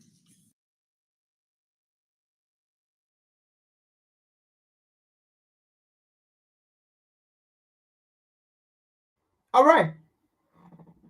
So you heard that. That was a United States congressman, representative, Republican, right, from the state of Pennsylvania, that spoke clearly about USAID of being a terrorist organization. USAID is a terrorist organization. And you saw or you heard, he spoke and said, they said they did this, but there was no evidence of what they did, of what they spent. But there are evidence of them forming a terrorist institutions, a terrorist grant, a terrorist host.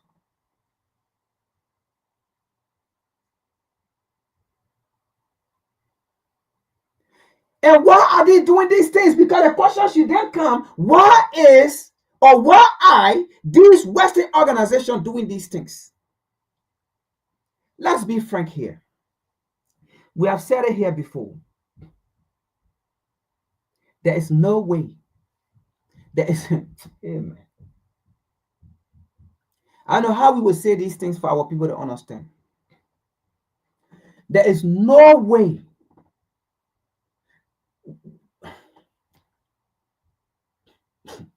the black man will never have peace as long the black men continue to do business with their enemies. Let me put it that way. The black man will never ever have peace as long the black man continue to do business with the same people that put them into captivity.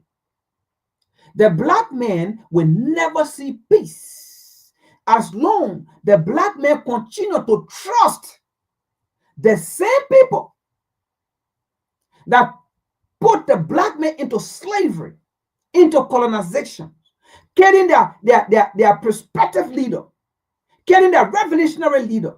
The black man will never ever see peace in this world until the day or the time of end.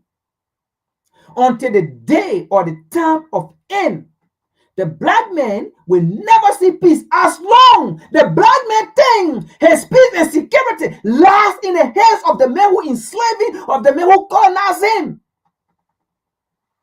of the men who continue to oppress him. As long the black man thinks that his peace and security have to come from this man, he will never see peace till the end of the war.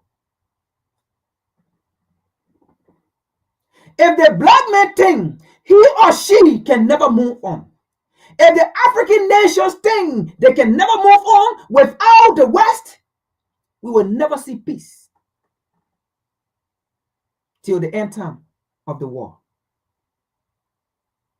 If the black men think they can never coordinate what is in their best interest among themselves and excluding other people who do not have their interest and will never have their interest, they will never have peace till the end of time.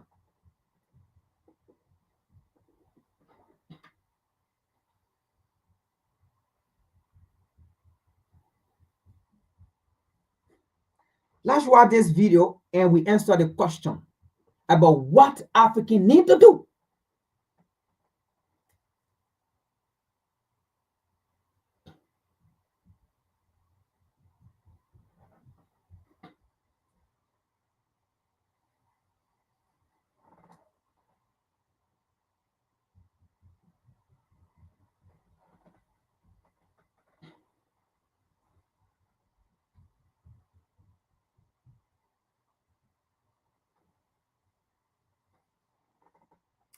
Anyway, let's watch this first before the other video. Let's watch a history of the USAID.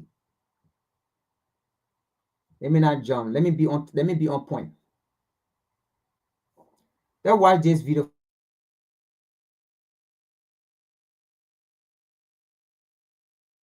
Government's charity arm.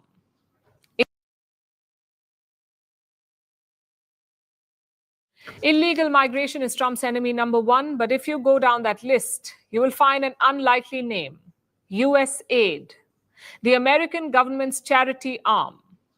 It's the biggest donor in the world. It manages 60 missions in 130 nations. But Trump is slowly killing it.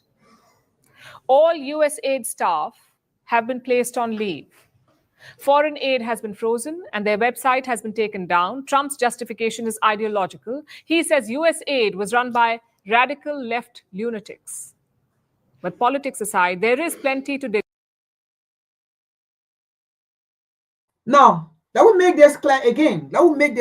For some of you African nations that are receiving donation, that are receiving the so-called aid, some of you that are so angry about Donald Trump. Now, let me say this to you. The reason why this is coming out, the reason why Donald Trump have exposed or is exposing these people.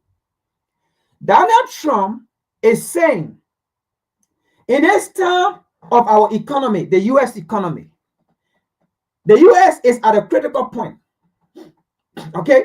Donald Trump is saying all this aid that we are giving to other nations, this aid have to be spent in the American economy. So that is why he's cracking down on these things, on these aid that are going outside of the nation. And as he cracking down on this aid that is going outside of the nation, Donald Trump wants proof as to why this aid shouldn't go out. And as he's doing that, he will be uncovering a lot of things that will prove it right. That will make the American people to understand that, listen, Donald Trump is right. Look at what the aid is doing to this country. Look at what USAID, look at what our money that is going to USAID, look at what they are doing to this country.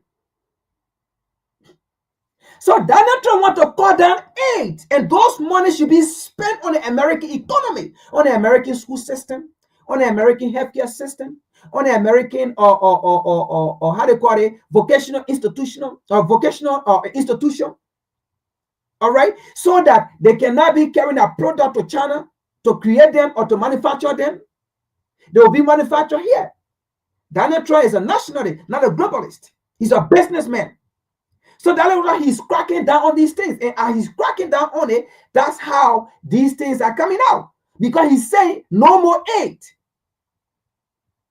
So if they don't come out, if these don't come out, people will not understand. People will think, oh, Donald Trump is dead, he's dead.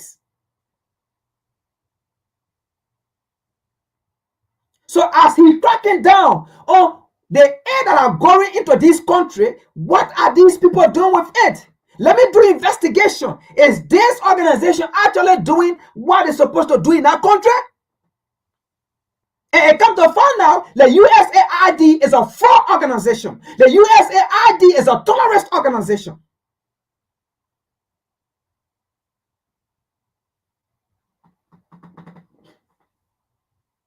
So, if you are sitting there in your so-called African nations and you are angry with Donald Trump, then it just means you actually want the USAID, a terrorist organization, to keep terrorizing you in your country, to make sure your country is being destabilized, because the USAID is a terrorist organization.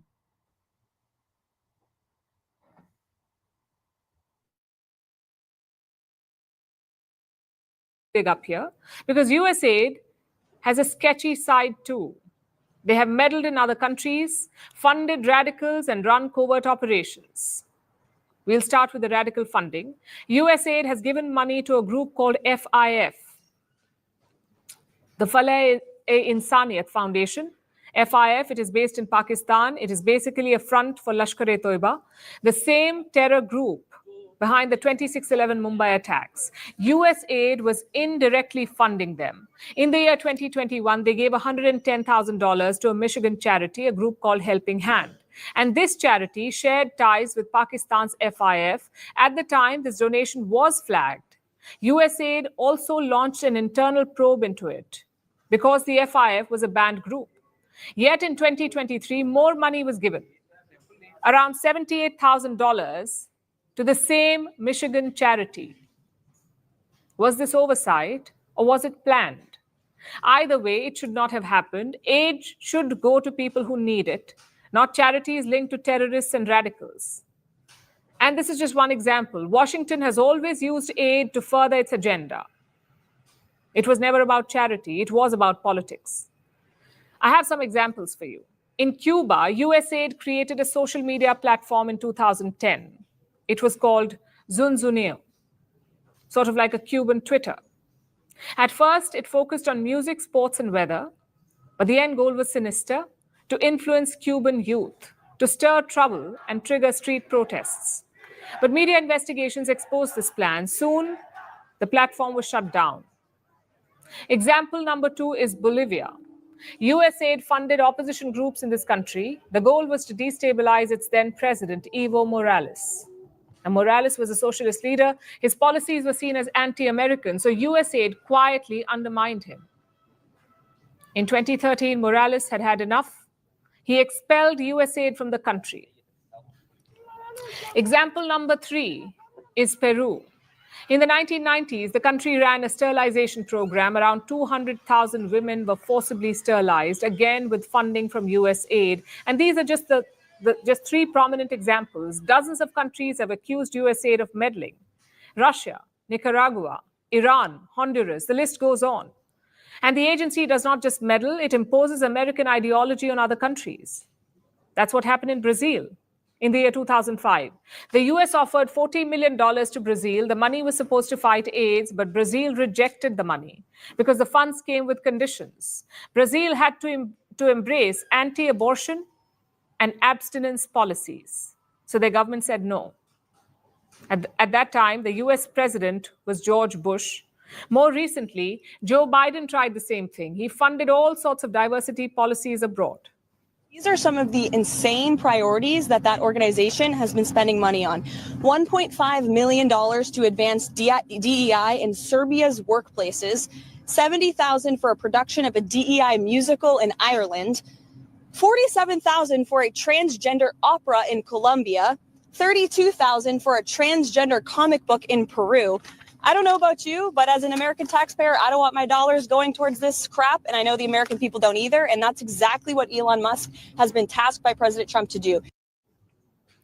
Aid is a big tool of foreign policy. It may look like a large-hearted campaign, but it comes with strings attached. Just ask India. In 1965, USAID gave a loan to India. The plan was to set up a fertilizer plant in Chennai. But the loan came with conditions. Only a US company would handle the distribution and no other fertilizer plant would be built nearby. Such aid based on conditions was the norm back then. India finally started rejecting them in 2004. Still, USAID runs multiple campaigns here. In 2024, they donated around $141 million to India, which is slightly lower than the previous year when it was $153 million. And what's the status of these campaigns now? Well, all of them have been frozen. In the short term, there will be some pain, but experts also see an opportunity here, especially in South Asia. Countries in this region have traditionally depended on two sources, Chinese loans and US aid. One has been stopped, the other is untenable. So maybe India could step up to the plate, offer assistance where necessary. Of course, the rules of charity apply to India as well. You can keep your interests in mind, but you cannot undermine others. We're calling the show Vantage. All right. So that is just a history, right? A brief history of USAID. Now, haven't you seen that brief history, right? From what you just heard or saw, and also what you heard or saw from the representative analysis, right? Haven't you heard that? Haven't you learned? Now the question becomes, what are we going to do as Africans? Let's watch this video and we answer the question.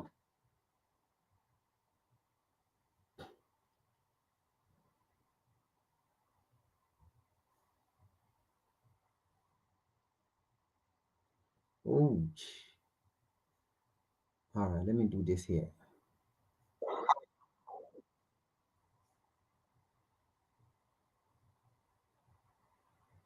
Oh, okay, hold on. Let me go back here. All right, take this on.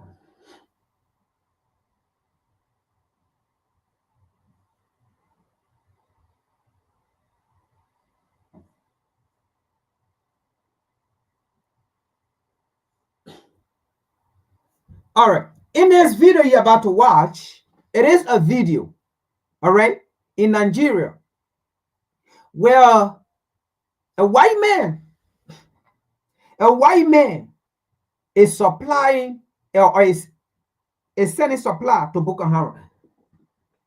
Now, I can't tell if it is USAID or Medecins Sans Frontieres at that time, because the Nigerian army have accused before, and we reported on, I think, 2013 or 2012, that Medecins Sans Frontieres, a French organization, was supplying medical supply or giving medical supply to Boko Haram.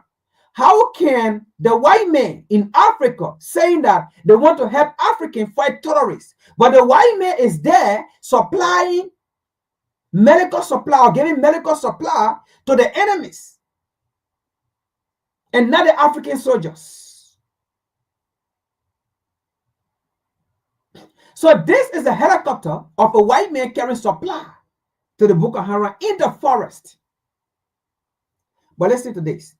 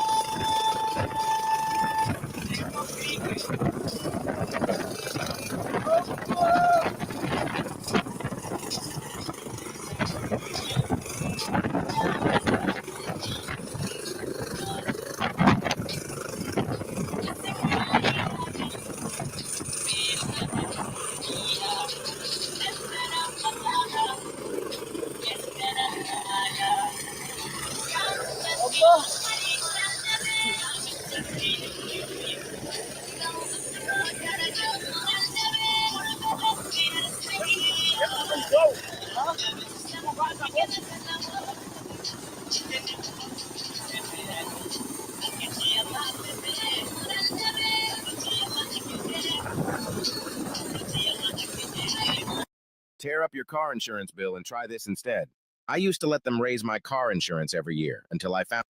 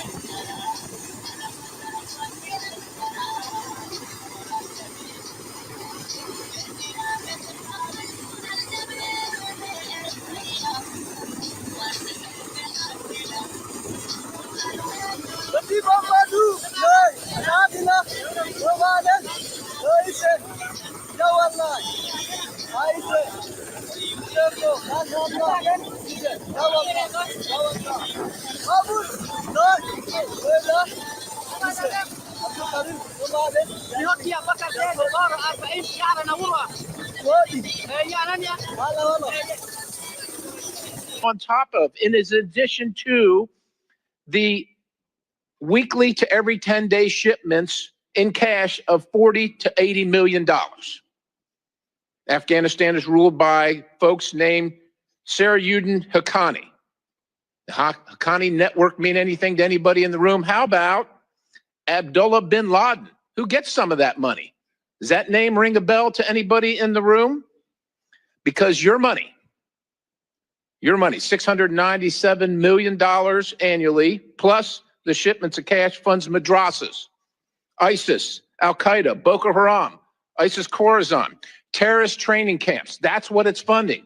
If you think that the program under Operation Enduring Sentinel entitled Women's Scholarship Endowment, which receives $60 million annually, or the Young Women Lead, which gets about $5 million annually, is going to women who, by the way, if you read the Inspector General's report, is telling you that the Taliban does not allow women to speak in public. Yet somehow you're believing, and American people are supposed to believe, that this money is going for the betterment of the women in Afghanistan. It is not. You are funding terrorism, and it's coming through USAID. And it's not just Afghanistan. On the BHT, on the ideologies, let me see. There was the issue of the NGOs. Yes.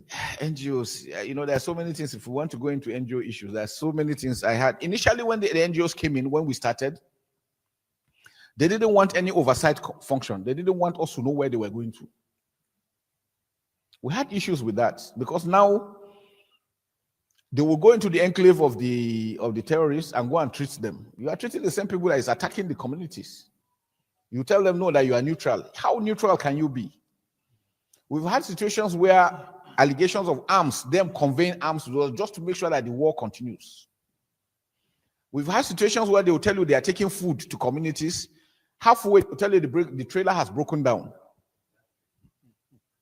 By next morning, the trailer is empty. And that vehicle that is broken down, the driver will just go and drive it and take it back. So what had happened? You have funded those guys. You are taking care of them equally. We've had several situations like that. So we said, no, it can't continue like that. And that's why we insisted with the state government that, look, the state government must know what's going on. So if any NGO comes, it must be registered. We must monitor what's going on. We've had situations where NGOs will come in with unidentified individuals entering communities. You don't even know what they're doing. They don't have NGO ID cards. They are not part of the government. Who is taking them to? What are they going there for? And so by the time we start monitoring what they were doing, we noticed things started getting better. So which means something is going on somewhere. Because they come from all over the world and you don't know who is who. So that's why for every country, please regulate what the NGOs are doing, monitor what they're doing. Most times you hear them telling you that they spent $10 million and then you wonder where. Most times the money is spent on themselves, on their luxuries. The hotels they stay, the vehicles they are using and all those things. The locals don't benefit much from them. And yet this thing keeps on. I've told you, somebody will come and pay for a house for 10 years ahead. So what is he trying to tell? Now, let me project in here, right? He said most of the time, this NGO, they will come to your country and then they will say, for example, they spend 10 million, 15 million, 20 million. But yet in the state, you don't see where they spend the 10 million or the 15 million or the 20 million. and no effect, they let the who of the people. And most of the time, the people in our village or in our town, right, or in our location or jurisdiction, they do not benefit from that NGO or from that money. And he said most of the time, this money are spent back on the same NGO, on their logistic, their hotel, their feeding and things, right? Now, we will answer this question. To this general, to this RG, right? If you say this NGO, they do not benefit the people. First of all, what is NGO? Why are they there? So if they are not giving benefit to the people, but rather they say NGO are the one benefiting. Rather, the money that they claim they spend, it is being spent on the same NGO. And the people in that village or in that town or in that area do not benefit for the purpose of that NGO being there. Why are they there then? What is the reason of having them in your country? What is the reason of having NGO in your country? We will answer that question. I don't want to jump ahead of time.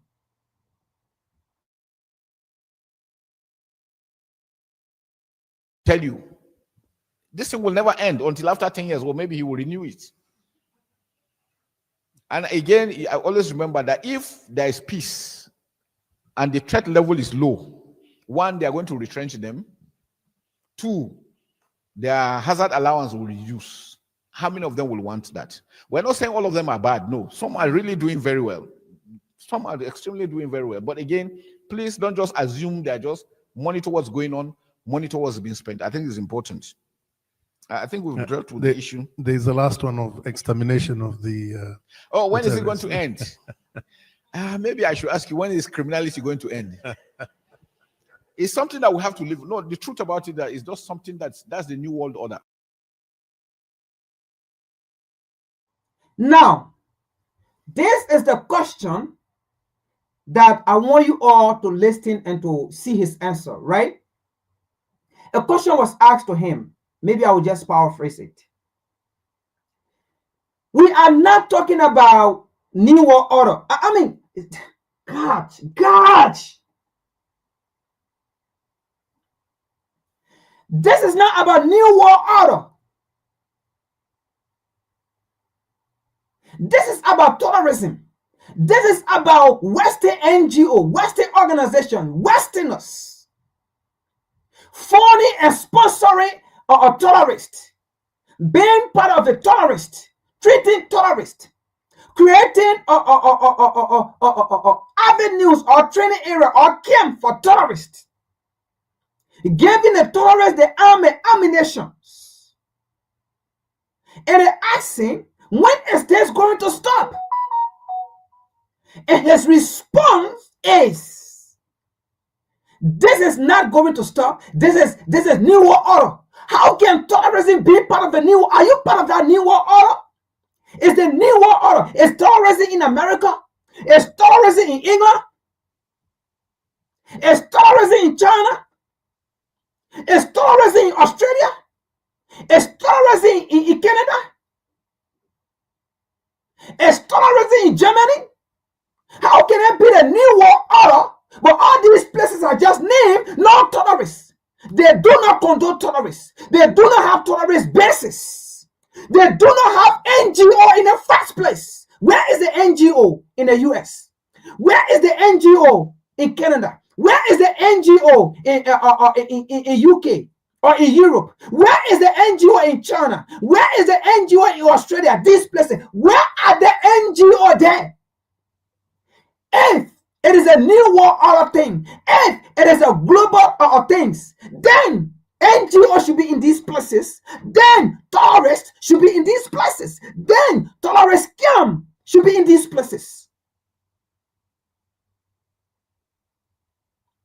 Then we will understand if we say it will not end because it's a new world order thing, it's a global. So do you want to be part of that new world order? Do you want to be part of that globalizing?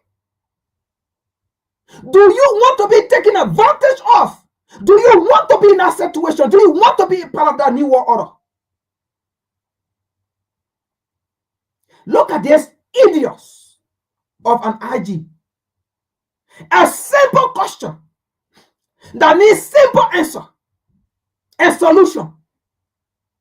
And he's telling us, oh, you know, I mean, listen to his response, man. It's so annoying. Does this man understand peace and security?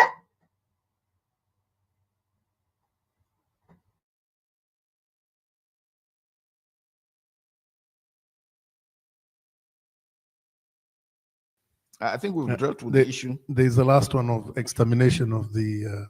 Oh, when is it going to end? Maybe I should ask you, when is criminality going to end? It's something that we have to live. No, the truth about it is just something that's the new world order, and it's everywhere. In America, how many killings are going on? It's all acts of terrorism. It's going to be in every. Do you see his answer? In America, how many killings are going on? It's part of terrorism. Can you compare the situation? Look, man, can you compare the people domestic issues to that of a terrorist act in Africa? Can you compare? What is going on in America it is not terrorism. What is going on in the US is not terrorism. It's not terrorism. It is not terrorist act. Do you see this guy? Look, I'm so hurt. The question is, when are you going to exterminate terrorist activities? When are you going to exterminate these so-called NGO on the African continent? And you tell it, look,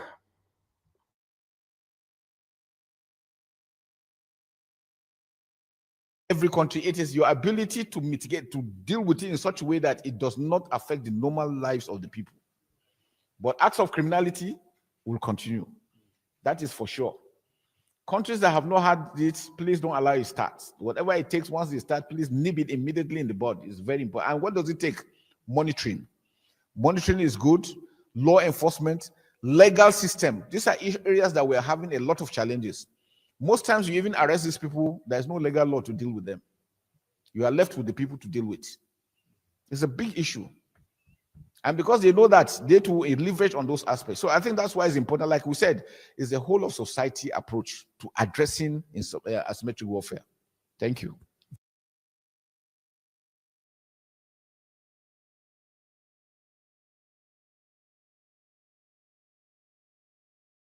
all right, now let's address the issue here and give solution. This was a simple question. So now that you have seen these NGOs sponsoring the terrorists, Boko Haram, these Western organizations, right, are being involved into this. The question is, when or how are you going to exterminate? Look at it. I mean, the general asked the question, exterminate. It's simple. It's when are you going to stop this? When are you going to eliminate this? And then you want to compare terrorist activities with that of crime in the US? It is totally different thing. What happened in the US is not terrorism. It's not terrorist act. We understand there are crime everywhere, but this is not crime to compare to that happening on the African continent. The solutions or the solution to his question is clear, simple. But let me say this first. The reason why he found it hard to answer that question, these idiots of a Nigerian ID or IG or police or let's say general commander or whatsoever he call himself, these are the people still want to continue receiving aid. These are the people still want to continue receiving or how they call it, handout. That is why he said it need monitoring, it need dialogue. You go and sit down and dialogue with what? Terrorist organizations? You go and do you know how long you've been monitoring these terrorist organizations like USAID and Medicine Sans Frontier? You yourself, you report on it. and the disaster still going on? Look, let us be fair and simple here. The solution to this issue is tell Donald Trump thank you. As Donald Trump is cutting off aid, the solution is you already know that these Western organizations are not in your interest, will never be in your interest. They are the funder of terrorists on the African continent. No more Western organization on the African continent. Cut them off. No more Medicine Sans Frontier on the African continent. Cut it off. No more USAID. Cut it off. No more missionary on the African continent. Cut it off. You yourself, Mr. IG, you just said it. These NGO, these missionary, these organization, when they come, the local people never benefit. The town never benefit. The village never benefit. The nation never benefit. The money go back to the same NGO. Then why are they there? If the people don't benefit, why are they there? America have no interest in NGO because they know the aim and objective of NGO. That is why there is no NGO here. That is why there is no NGO in Australia, no NGO in Canada, in England, in Germany, in UK, or in Europe, in China. There is no NGO because these NGO are there to preach the foreign policy of that country which they come from. They are sent by that country to go do what they're supposed to do in our country for the interest of their country. Clear and simple. The solution is no more NGO on the African continent, no more missionary on the African continent, no more how they call it, foreign organization on the African continent. That's the solution. That's how you deal with it. There is no dialogue, there is no monitoring. That's how you deal with it. Because they now benefit the people. So why are you having it for? Why are you going to have dialogue? That's a simple solution there. That's how you eliminate. That's how you exterminate. That's how you solve the issues. Why are you going to have dialogue or we need to monitor you? What is the purpose of having NGO? That's the same thing these foreign military bases are doing on the African continent. They are the ones supplying the ammunition to the Boko Haram, to the Al Qaeda, to the ISIS, to the terrorists. And when Mali, Niger, and Burkina Faso, they are saying, we don't want the French army, we don't want the American army, then you're the same African leaders get angry. You're the same Nigerian leader, the IGU just spoke, you get angry. Tinubu get angry.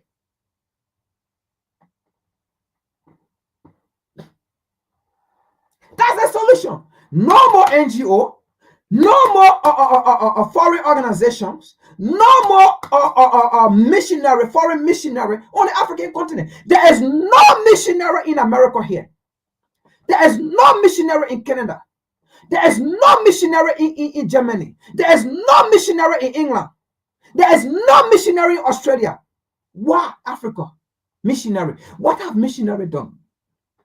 It is the same missionary that enslaved us. It is the same missionary that colonized us. It is the same missionary that told us, how do you call it? We were cursed race. It is the same missionary that told us we are 3/5 of a lesser human being. It is the same missionary that told us to deny our ancestor. It is the same missionary that told us to deny our forefather and accept their so-called forefather. That's the only way we can go heaven. If you are denied on earth here by the same people, and then you die and go to heaven, your so-called heaven, and meet the same people there, how are they going to accept you? Are you stupid? Are you stupid? The same King James, the same so-called King James who changed your story in the 1600s. That that towns are named after him because of his role he played in the slavery. The same King James who raped African women. The same King James who owned slaves, raped them. The same King James you're going to meet in heaven. You think he's going to accept you in that kingdom? Hey, Jimmy Papa, you the Christ?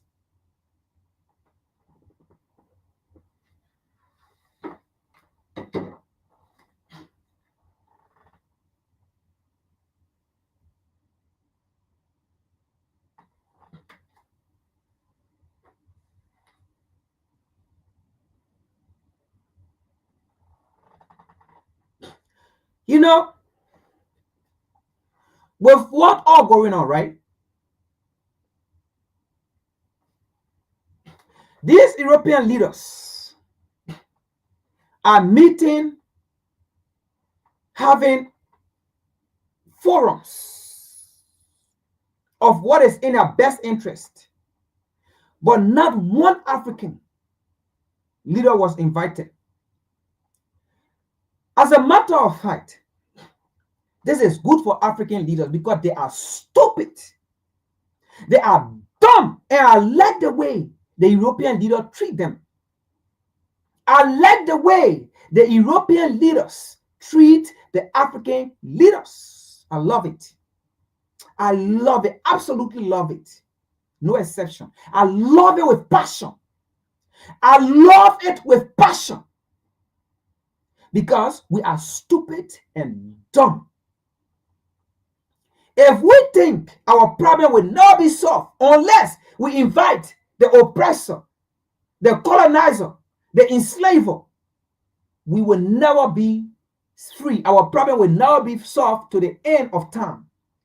So I love it how African leaders are being treated by these people. I love it with passion.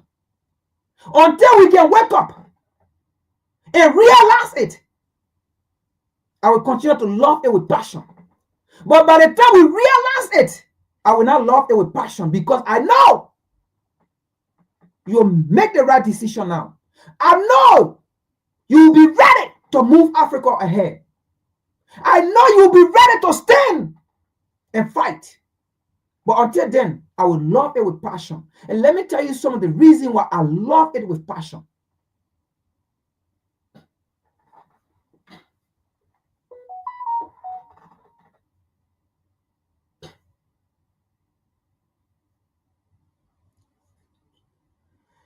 You see, the European will never ever give credit to the African men. Never. You know, when the issues of Ukraine, peace talk, Gaza, Palestine, peace talk, we know the Africans, leaders, some of the specialists of Africa, have been the force of peace. The African continent have been the force of peace. When they were behind African nations to stand on the side or against peace, Africans said no.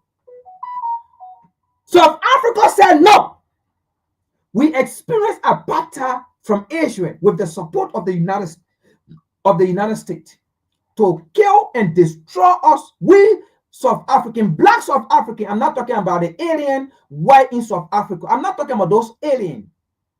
They are alien. They are alien with no alien number. And I don't know what Africa is waiting for to give these people alien number. Because when you travel, you go to their country, they give you alien number. That is not an insult. That is not an insult. When you go to the white mainland, they give you a number. They identify you as alien and they give you number attached to that name, alien. So I don't know what African people are waiting for to give these people alien number to call them alien.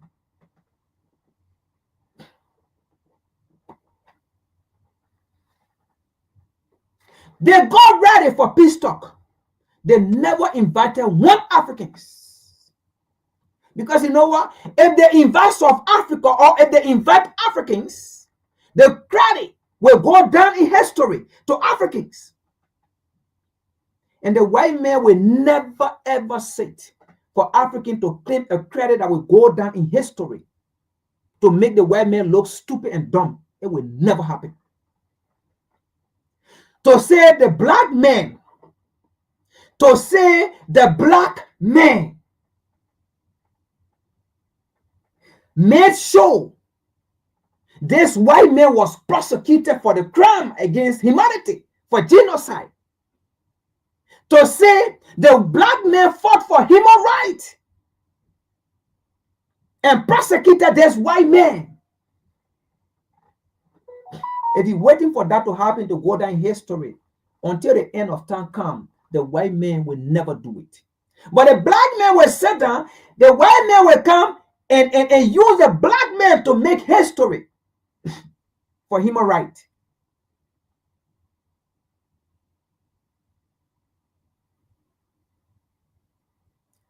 Let's see something here. Let's look at this here.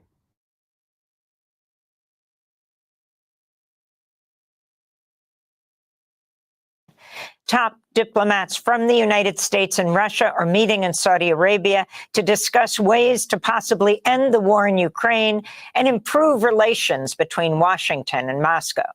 Participants include So you see here, I think this was in the UAE or in Dubai. You see here, and she's going to name the people. There's no one African head of state. Isn't African head of state supposed to be here? No. Africa, you so-called stupid leader who never solved their problem on the African continent, but always want to invite Washington, D.C. You Negro slave. Oh, where is William Ruto? That slave. Where is William Ruto? That slave. Where are you? Nana Akufo is not in power again. So we will limit his name in most cases, in most instances. But William Ruto, you are still in power. You are still head of state. Why are you not here? You slave. I thought you were part of the world leader. No, I thought you classify yourself as world leader. Now, if they discuss in peace, you will be there. Oh no!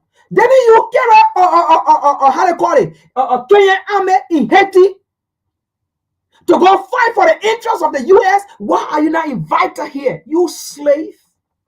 You think these people count you as world leader?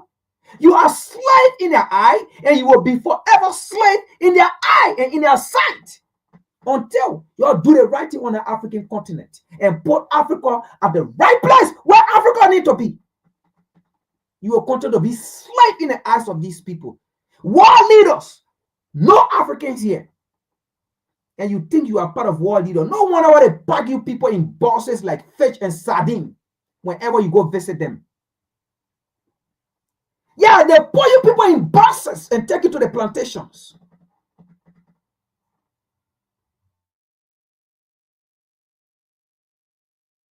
U.S. Secretary of State Marco Rubio and Russian Foreign Minister Sergei Lavrov. Ukrainian President Volodymyr Zelensky was not invited to attend and has said he won't recognize a peace deal negotiated without Ukraine. Zelensky is scheduled to be in Saudi Arabia tomorrow. The meeting comes less than a week after President Trump held a 90-minute call with Russian President Vladimir Putin. On Monday, European leaders gathered for an emergency meeting in Paris amidst a growing rift between Europe and the United States over Ukraine.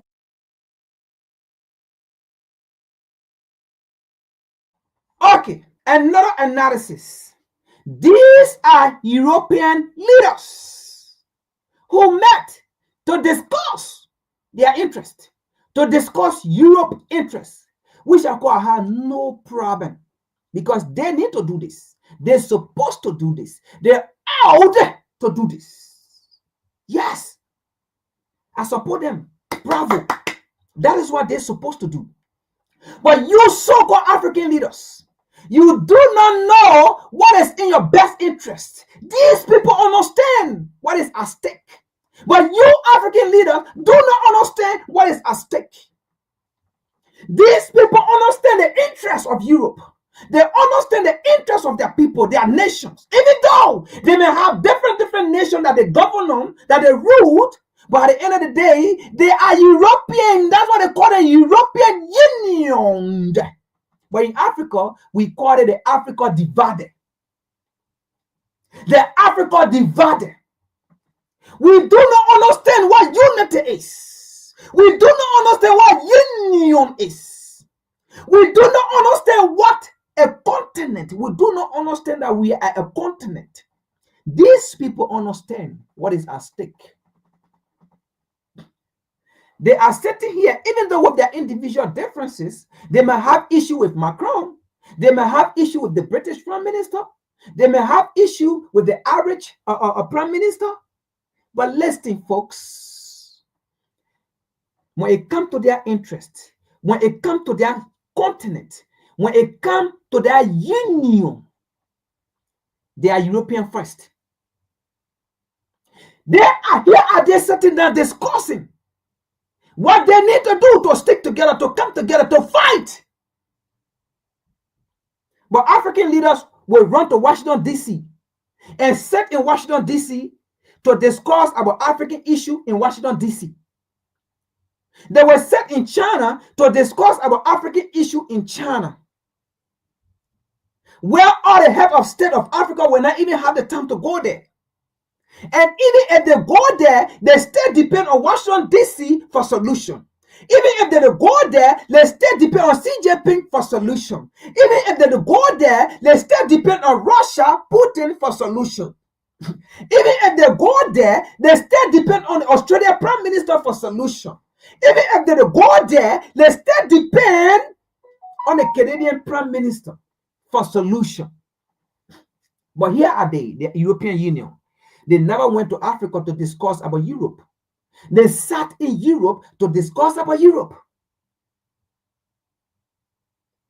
African leaders, when are you going to do this? Because all of you guys who call yourself African leaders are receiver of handout, except the AES nation for now.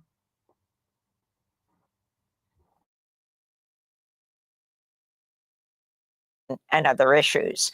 European nations are divided on proposals for European troops to be deployed inside Ukraine to help secure Ukraine if a peace deal is reached with Russia. British Prime Minister Keir Starmer. Here it is. They met here to discuss how they can mobilize army, one European army, to go and fight. But no, in Africa, we don't do it. Look at Sudan. Where is ECWA? Where is AU? Look at DRC. Where is ECWA? Where is AU? But no, whenever Ruto was able to take the Kenyan military, the Kenyan police, and send them in Haiti on behalf of the US to have their presence in Haiti.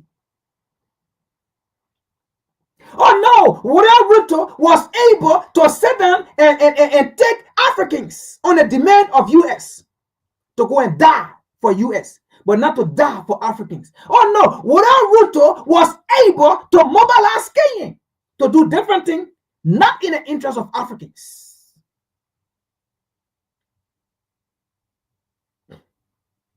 They have never sat down on round table like this to say, you know what?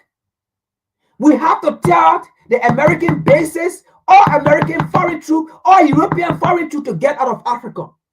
They have never been able to sit and say, we can fight to liberate DRC Congo and the resources will be for us. We can fight to liberate Sudan, the resources will be for us. To fight ISIS in Mali, Niger, Burkina Faso, or in the Sahel region. They have never been able to do that. But they're able to run when Washington, D.C. called them. They're able to run when Russia called them, when China called them. Countries like South Korea calling at the African continent and they're running, going. What an embarrassment.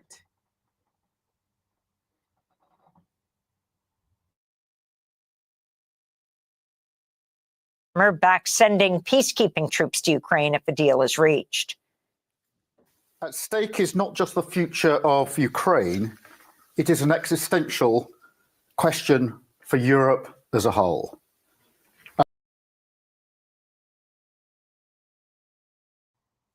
African people will never discuss that. To say, if there's a war in DRC Congo, it means Africa is at war. If there's a war in Sudan, Africa is at war. If there's a insecurity in Mali, Niger, Burkina Faso, or any part of Africa, Africa is at war. But the European able to do that and say, no, Europe is at war. There is threat. Who told you to hate ourselves? The same man you run into for solution told you hate yourself.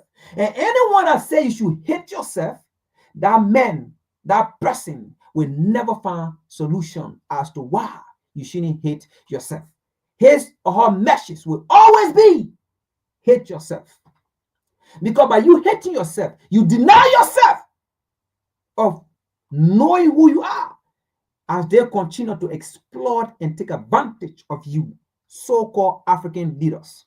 Wake up! But guess what?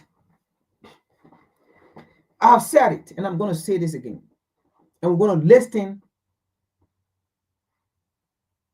to evidence. WCC, like I said, we don't speak on opinion. We don't speak on emotion.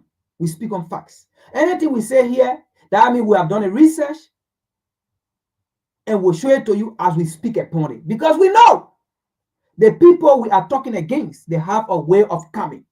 So we make sure before we say anything, we have proof, we have evidence to tell them, you said this, and we were responding to this. I said, if we ever think the black man or the African man ever think they will coexist, they will get solution from the white man from Europe, it will never happen till the end of time. I said it because they said it.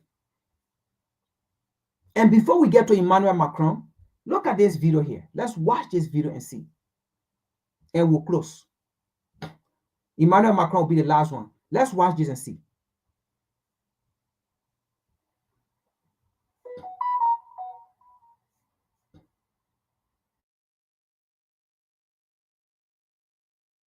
If the white people were normal, if the white people were not greedy, if the white people were environmentally friendly, if the white people had tolerance, we could maybe live together. But their appetite of dominance is too much, that you cannot coexist in the same space without conflict. Because as soon as a white man comes into your space, he wants to arrange everything to make sure that it suits his worldview. He cannot just come there and live and join us and live together in harmony with us.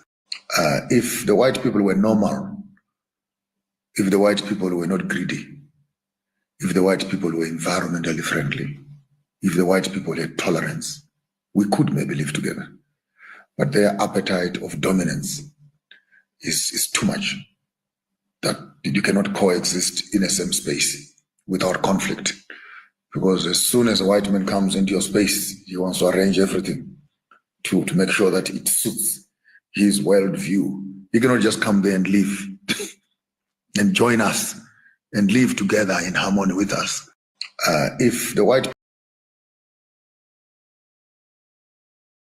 Now, before anybody make comment, oh no, that's not true. Oh, why would you say that? No, there's that. Okay, that will prove it.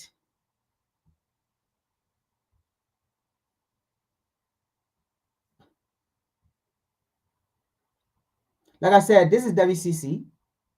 We don't speak on opinion, we speak on facts. So we're going to prove that right now.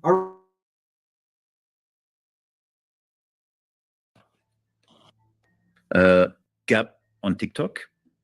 Mr. President, are we truly ready to act if Russia becomes aggressive with the whole of Europe? Well, that's a good question. It's obviously the one behind everything we're currently... Before then, I guess, right, Emmanuel Macron was doing something and a caution was posted to him about, and this is about Africa, by the way, it was posted to him about, listen, everything that is going on, Russia is going against our interests in Africa. if this continue, for example, if this continue, Europe going to fall or France going to fall, you know, for example, we get $500 billion every year from the Francophone nations. So if this keep happening, and then that 500 billion eventually is going to cut off, and you know what's going to happen to our economy, you know, things of that nature, right? Look at Emmanuel Macron's response. And the reality here is, right, we all know the Sahel nation or the Francophone nation, what they are fighting for. They are not fighting because they hate the French. They are not fighting because they hate the white man. They are not fighting because they hate European. Africans are not fighting because they hate the white man. Africans are not fighting because they dislike the white man or they dislike European.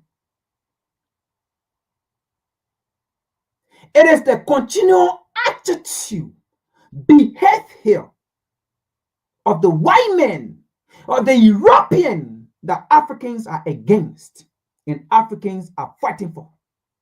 But look at Emmanuel Macron's response.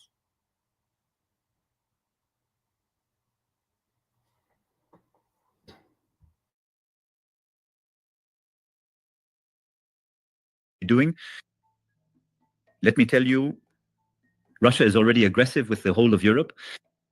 It started, it intensified. And that's what I was telling you. I was telling you it helps Iran, which is a threat. It places North Korean soldiers on European soil. So sorry, I'm gonna be pausing these things. Russia helped Iran, which is a threat. Now, it's a threat because it's going to empower Iran. And what France or Europe or the West or the white men have been doing against Iran, it will no longer happen because Iran will be powerful. And Iran will have to fight for herself. Iran will have to stand. That means the white man will no longer bully, or the European will no longer bully Iran. Do you see? If African ever think the white men that enslaved them, the white men that colonized them, the white men that killed Amilcar Cabral, Thomas Sankara, Patrick Lumumba, the white men that wanted to kill Nkrumah, the same white man that is fighting to kill Abraham Traore, over 20 assassination attempts. If you ever think that same white man will come and give you peace and security and stability in your country, you damn lie. Look at Emmanuel Macron.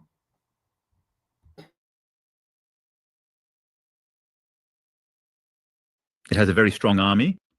It attacks us on information, cyber migration, but I could have mentioned other things. It's a threat in space. It has had very aggressive actions in space. It destabilizes us. It attacks our interest in Africa. You heard that? It attacks our interest in Africa. Now, let me say this clear. This is not about advocating for Russia. This is not about speaking for Russia. But let us be frank here. What is Russia doing in Africa? That it is destabilizing French interest. Oh, so that means the white man aim is to see Africans suffer, Africans die, create proxy war, create terrorist activities. That means the aim of the white man is to go and put their bases in Africa, pretend that they are happy to fight the terrorists, but rather feeding the terrorists.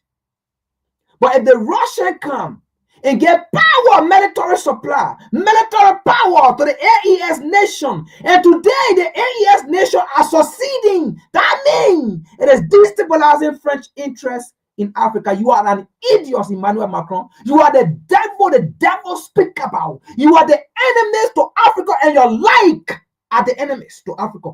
You are the devil in the Bible. You are the enemies in the Bible. That the same Bible talk about. Be aware of your enemies. They will always be your enemies. Emmanuel Macron, you are the devil. You are the enemies. You are an idiot. You are an ingrate.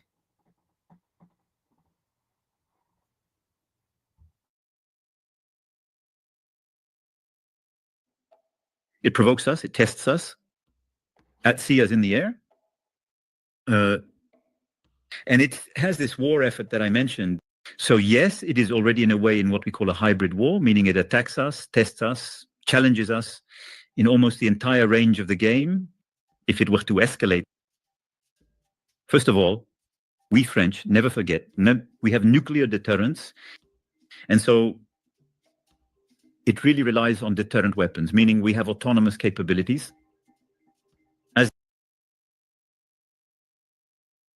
So now you see us respond. We have nuclear weapon to go fight Africa, to go bomb Africa, to go loot Africa, to go kill Africans. You see us respond now. You see. So do you think you so-called African, do you think the European leaders or the European nation will ever allow Africa to gain power, to gain superiority, to gain military support, to gain military power? That is why he started with Iran first. Now he said Russia have helped Iran, and now Iran have nuclear power. Iran have how do you call it, a super military capability. But what he's saying here, on the other hand, Africa does not yet.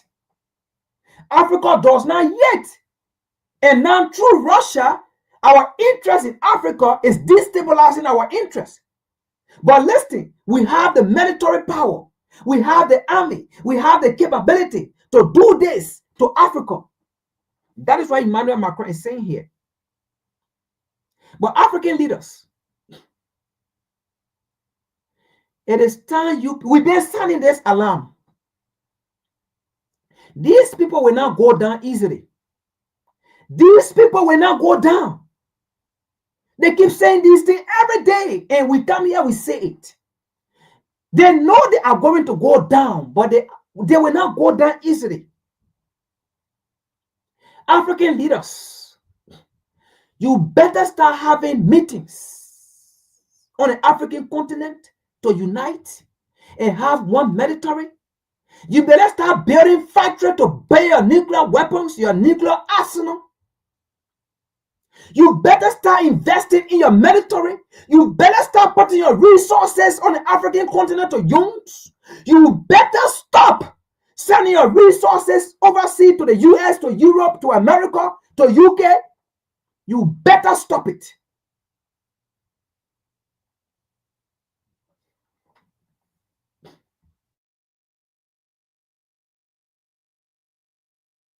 As the head of the armed forces, I have the responsibility for this with an established doctrine, and I look after the vital interests of our country.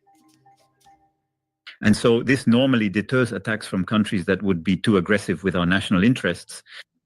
But obviously, Russia could very well decide to attack tomorrow, to be more aggressive, especially if there were to be a bad peace in Ukraine or a defeat.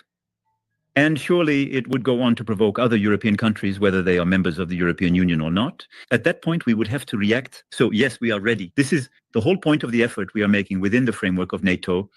We also have forces that are pre-positioned all over, and France is part of it. I am showing you this little map with our efforts. We have 2,000 soldiers as I speak to you. We have 2,000 soldiers in NATO who are pre-positioned on this Eastern Front.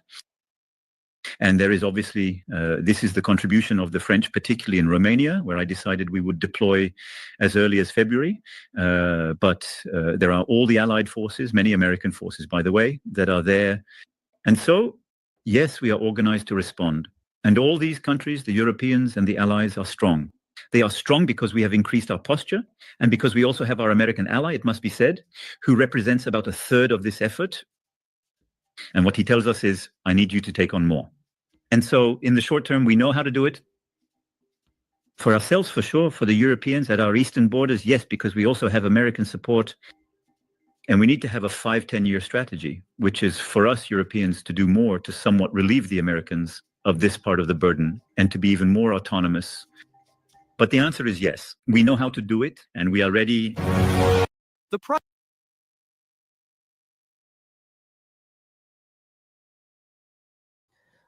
All right. You heard that, right? You heard us you saw the video that I showed in the meeting discussing mobilizing army, and now you just saw Emmanuel Macron giving you a map of how the European nations are coming together, mobilizing army now. Now, you heard he's saying the US play a major role, but the US is asking them that you need to step up your game. And he said, yes, we are stepping up our game. So you see it. Once a colonizer is a colonizer, and we will remain a colonizer. Once an enslaver is an enslaver, and we will remain an enslaver.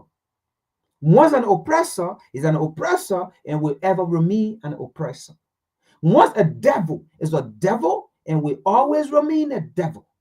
Once an enemy is an enemy, and will always remain an enemy. A hint to a why is quite sufficient. African leaders, what are you going to do? We will come here day in, day out and present these things. What are you going to do? Peace. Thank you for being on, and I will see you all Saturday and Sunday. Uhuru.